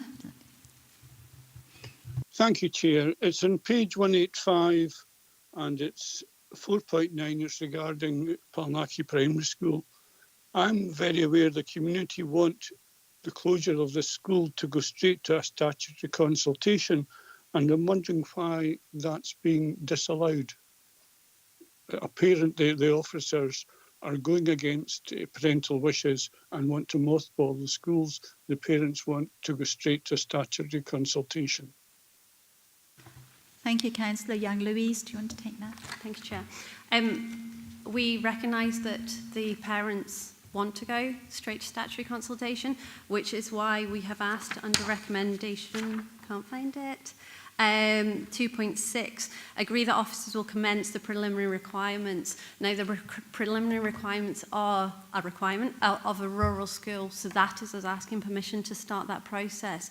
We are not ignoring the parental choice to go down that route, but what we are saying is there are only 3 children enrolled at the school for August. So our recommendation is that it's mothballed in the best interest of those children, with a view to start statutory consultation or pre-consultation as soon as we physically can, and we already do have a timeline to start that process as soon as possible. Thank you. Councillor Scobie. Sorry, Councillor Young, did you want to come back in? Yes, please. There's been a lot of discussion about mothballing schools. Are you saying it's a statutory obligation that the council must go to mothballing before a statutory consultation? There is no statutory requirement to mothball a school. There is a statutory requirement for a rural school to undergo pre-consultation. Thank you, Louise. Does that help, Allow Councillor me Young? a little bit back once more. So there is nothing stopping the immediate move to statutory consultation. It's just the officers that have decided this is the timeline they wish to follow, and they're disregarding the community's wishes. Director? I don't think that's the intentions at all, Councillor Young. I think there are two issues here. We became aware of the community's wish to move straight to statutory consultation. And clearly, as Louise highlighted, there is work to do to bring a paper back to committee to ask for your agreement that we move in that basis, and we will do that pre-consultation work. We also have the here and now. We have 2 catchment and 1 non-catchment child attending the school, and local members will be aware that the 3 pupils at Palnackie Primary School are currently being educated at Auchencairn Primary due to difficulties with staffing. So we can this is a fast-moving situation. We're trying to meet the expectations of the community for the young people in the here and now, whether it be at Palnackie, whether it be at a different site, or whether we will be looking at a different model, as well as progressing with the community's expectation to consider statutory consultation for closure. I may have had some details wrong there. Louise, can you correct me?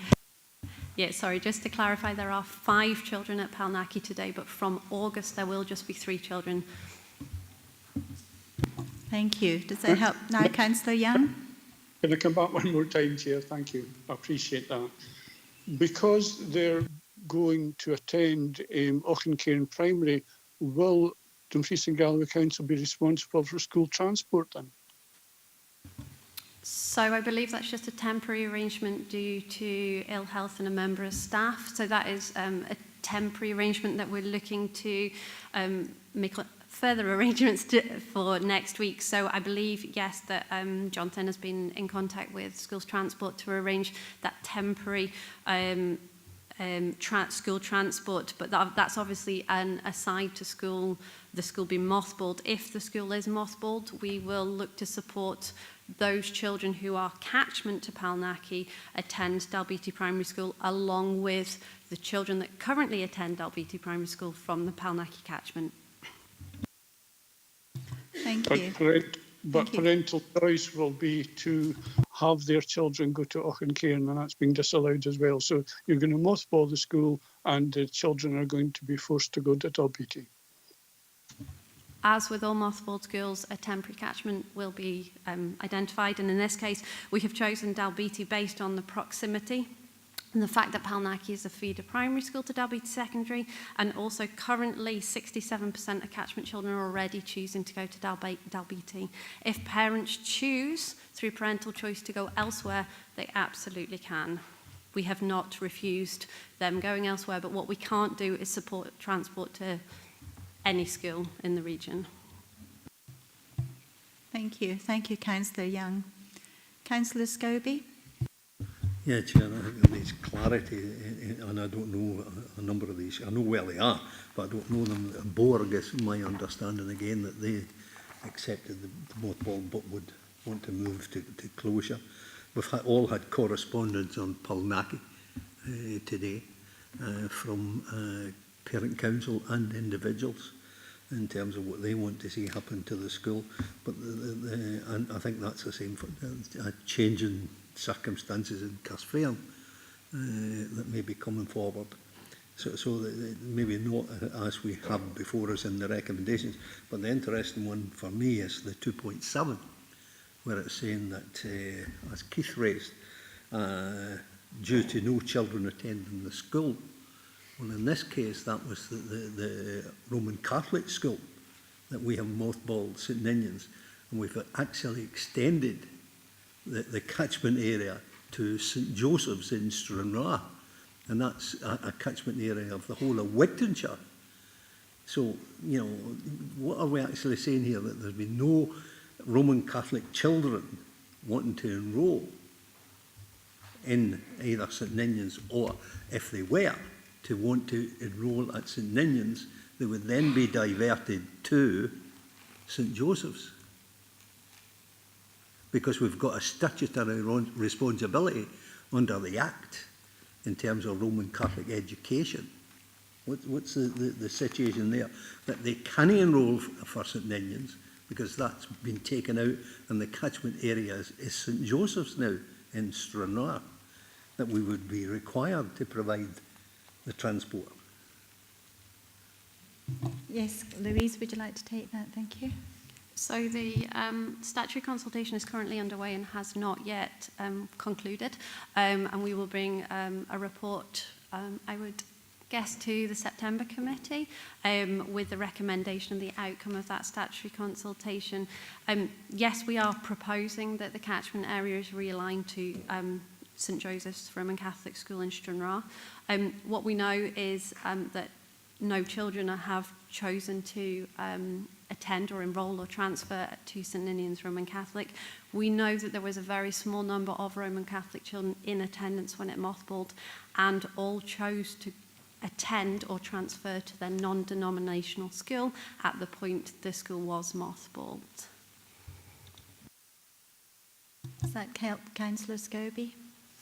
It only confirms what happened. It doesn't maybe just, what the situation is in here in the recommendation, because the catchment area isn't just for, but it's the whole of Wigtonshire and beyond. It's almost right up to the boundary, the re-established boundary of Wigtown, which is Auchenleary Carver Park. Director. Would it be right that we're still in the statutory consultation process, so perhaps best to allow that process to conclude? Thank you. Thank you. Julie Walters. Can I withdraw, please, because my question's been answered? Thank you. Councillor Stevenson. Thank you, Chair. I've not got my glasses on. I can't see who's still to speak. Just on the subject of Cosfair and Primary, we've obviously, I think we've all had emails from the Community Council who were looking to do an asset transfer for the school. Now, obviously, it's still a school, so it's still mothballed, and that's one of the frustrations of mothballing, is the community then can't do anything with it because we're sitting with an empty building until we decide what's going to happen, if there's more children go in, or if we decide to go to closure. I was just wondering, though, we've got a really good example here of a community wanting to take over a school. Once they've come to the conclusion, and I speak only for what the Community Council have said, that they're wanting to take over the building and bring it back into community life, and I think that's something that's really important, and we need to acknowledge. So just with that, can you talk us through the process of what could potentially happen? Do we need to keep it mothballed? And I'm not saying that we should close it or go to that consultation or whatever. I just want to know what processes we would have to go through should that become a viable option. Thank you. Thank you, Councillor Stevenson. Director. Thank you. I'll pass to Louise, and I did use the phrase mothballed, but it was the moratorium on the closure for 5 years. But this, members did make a decision, and the Scottish Government moratorium until 2028, and then if perhaps Louise would like to take us through any change to that decision that members may wish to make from here.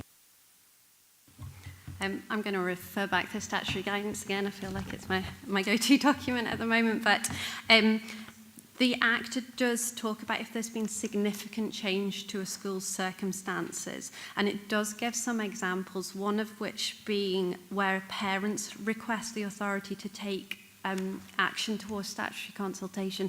Now, the Act very much talks about a school. The moratorium exists because it's not schools that are mothballed that's been referred to. This is about protecting children and families, staff and communities from having repeat processes for closure, I guess.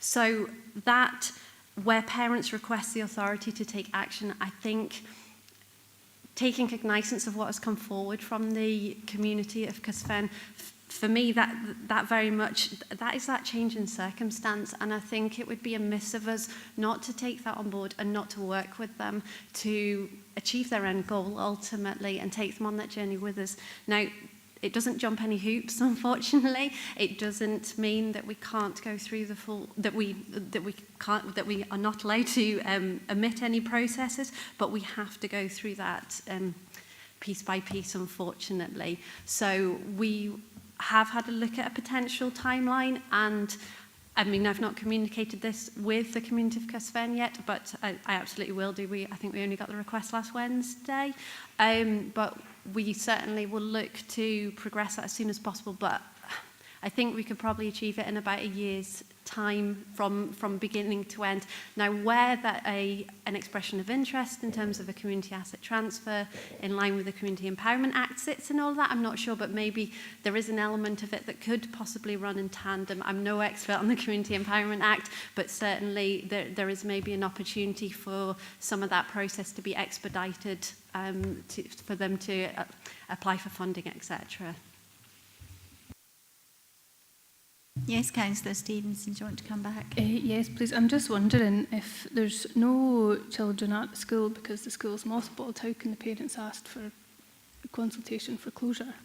It's just an example given in the Act. That's what I was saying. The Act is very much wrote in relation to schools that are operational. So I'm taking that as this is an example, and I'm slotting it in where I feel that it's appropriate. Sorry, Yes, Chair, just to come back in, I mean, it's not my word. I'm not really fully aware of what the community feel as a whole. You know, it's just we've had this through, and it's only fair that we ask. Can we just get some assurance that, you know, the Education Department and the community team will support the Cysfen community through this? Thank you. Yes, Director. Yes, we give our absolute assurance on that. It is, we want to make sure we do this, as Louise highlighted, it needs to be done correctly, and we want to take the community with us, but it's not a fast process. And I think the first step would be in members, we would wish to ask members to consider a future report to a further committee in terms of commencing that and asking for your agreement to commence a statutory consultation process. Thank you. Thank you. Councillor Campbell. Yeah, it's more an observation, and yeah, Cysfen is in my ward, but my concern is that the process for statutory consultation and then the process for a community asset transfer, it could be years down the line, and I think we need to be realistic with the community in terms of the hurdles that we have to go through, and endeavour across different departments to move forward, I think, as quickly as possible with a CAT transfer once we've reached that position, if we reach that position, in fairness to the community. Thank you, Councillor Campbell. Yes. Louise, did you want to take, or Lauren? Yeah. Thank you, Chair. And just in relation to the timescale, I think what we can do as a council is we can look at other routes that maybe deliver the same outcome in a shorter timescale for a period of time. If we look at a primary school as an example, there's a licence to occupy by the community whilst it's still a council facility. Now the school was in a I'm going to say a usable condition because it was occupied fairly recently, but since then the community took ownership of it and responsibility for it. So there's maybe something in there. There's an opportunity here where the community are looking to take on an asset. We absolutely have to follow the legislation behind these two processes, but there's maybe something that we can look at when there's an opportunity just now to better utilise the space. Thank you. Thank you, Lan. Yes, a community councillors have been really successful in taking over the primary school, and it's going really quite smoothly at the moment. Councillor McGregor. Thank you, Chair. Much of the points I think have been covered by Councillor Stevenson in respect of Cysfen, and certainly at Hutton, which has now gone through that closure process. The community is quite engaged in what could happen at that site. So not to muddy the waters any further, I just wonder with schools like Tundergarth, which we know are not going to reopen, absolutely are not going to reopen, and a very similar situation to Hutton, but there's no community interest at Tundergarth. Why we can't escalate this to the next stage and get them marketed quicker, because there could be a capital receipt that could come into the council, which would help us with the rest of our rural school estate. So it's just understanding the processes between the different schools, and that we know that Tundergarth doesn't have a community interest. So why are we sitting on it, just allowing it to deteriorate further and become a devaluing asset? Thank you, Councillor McGregor. Louise, would you like to just follow up on that? Yes, no problem. Thank you, Chair. I guess it comes down to the old adage of resource. Running a statutory consultation is very labour intensive at points in the process. So we did take Hutton through the process. We wanted to get Hutton right. We wanted to do it correctly so that it formed a blueprint for us moving forward. We did have a plan to take a couple of schools forward from the new academic session, but it looks like potentially, depending on the outcome today, Palnaki and Casfen may jump that process a little bit, but we will, as we discussed at the beginning of this agenda item, ideally we get to these schools within 3 years of the mothballing. It's not about the ones the community want them or don't want them, and we are trying to work through them in a logical process. And the process is the same, irrelevant of whether there is community interest or not. Thank you. Yes, Director? And I think to assure Councillor McGregor that we will look at the resource we have available in order to expedite this process. It is a time-intensive resource, but we will look to see how we can meet the community expectations within our existing resources. Thank you. Thank you.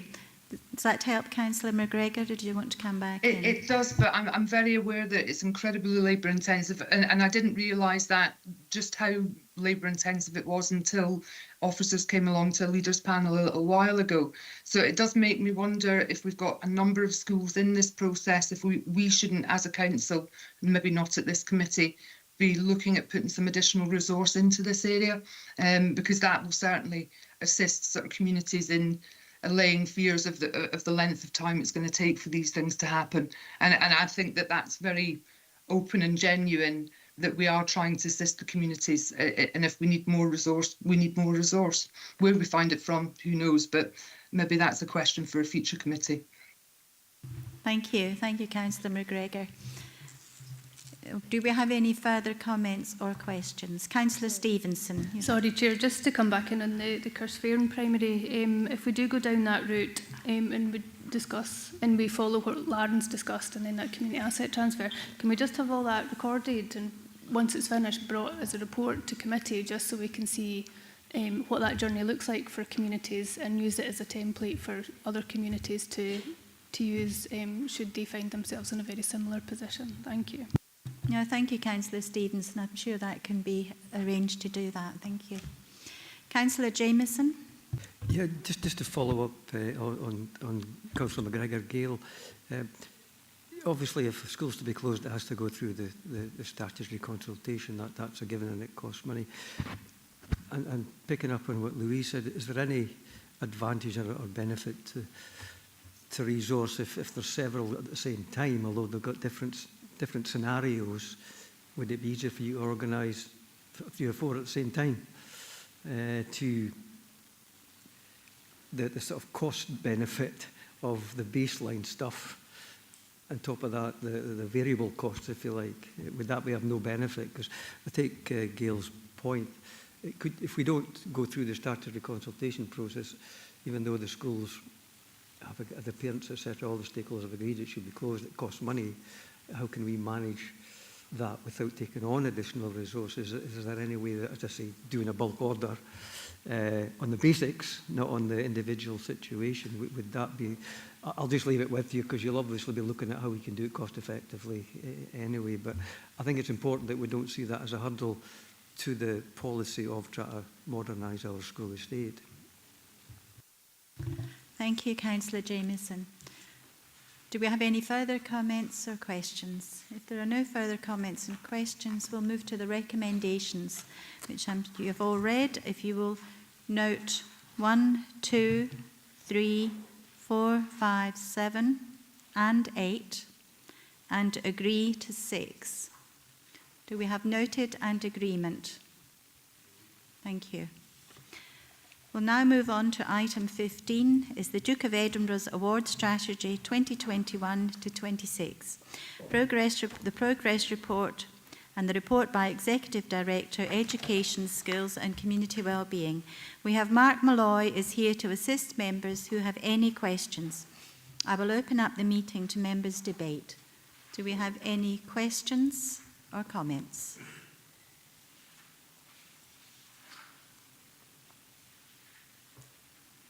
Don't appear to have any questions or comments for Mark. No. No, so Mark, would you have anything you would like to say at this point? Because we don't appear to have any comments or questions for you. No, thanks, Chair. Just to say that we've got a requirement just to bring this report to comply with our requirements for Duke of Edinburgh's award nationally, and also the scrutiny of policy. So there's not anything specific to highlight in this, and I think it's shown good performance against the other local authorities in Scotland and where we would expect it to be. So there's nothing in particular of any concern that I'd want to bring to members' attention. Thank you, Mark. Thank you for your attendance. Councillor Stevenson. Yeah, just nobody else is going to speak. It always sounds really bad when we don't speak to a report. Just on page 193, at 4.16, within schools, the Duke of Edinburgh Award is primarily run by teachers volunteering, and I just think we should say thank you to them, because that's what makes a big difference. So thank you. Thanks. Yes, thank you, Councillor Stevenson. If we have no further, Councillor Dashper. Yeah, thank you. Just as a sort of question, really. So we've got an operating licence in order to run the Duke of Edinburgh scheme. What's the process behind that? Is there a cost to renew the licence? If you could just expand on that. Thanks. Mark, could you be able to help with that one? Yeah, thanks, Chair, and thanks, Councillor Dashboard. So every local authority in Scotland who operate the Duke of Edinburgh's Award requires an operating licence to ensure that we comply with essentially the rules and regulations of the organisation across the UK to ensure that we meet a range of minimum standards. So in order to get that licence, we're required to take part in a yearly audit that ensures that our processes and procedures for trips and visits is appropriate and robust, to ensure that what we're delivering within our schools and within our youth groups complies with the minimum standards in terms of training and knowledge of volunteers and staff. So there's a whole range of criteria that we have to go through. This local authority, since I've been responsible for the award, has passed the audit every year, and the audit for 2026-2027 is due to be completed in May, as it normally is. And then along with that, we're required to pay an annual fee of £1,250 to Duke of Edinburgh's Award per year to operate the licence, and that gives us the ability to operate that across our whole council, including all our secondary schools. Thank you. That's great. Thank you, Mark. Do we have any further questions or comments to make? In that case, we'll move to the recommendations. The recommendations, we have to note 1, scrutinise and noted 2, acknowledged 3, and noted 4. Thank you, Mark, for your attendance. Thank you. We'll move on to item 6. We'll move on to item 16, is the John Wallace Trust Scheme 1981, applications for sessions 24 to 25. Report by Executive Director, Education, Skills and Community Wellbeing. Lauren Foss is here to assist if members have any questions. Lauren's left. And I will open the meeting for member debate. Thank you. Do we have any comments or questions? We don't appear to have any questions. Yes, Director, would you like to say something? Thank you. I'm very pleased that the uptake for this bursary has continued to be strong for the area under consideration, and I'm sure members would wish the young people well in the studies beyond school. Thank you. If we move to the recommendations, we have agreed to 1, 2, 3, 4 and 5. Do we have agreement? Thank you. I have no other business urgent for this discussion, so thank you all for your comments and questions and your attendance here today. Our next meeting will be the 1st of July 25. Thank you all. Thank you, Chair. Thanks, Chair.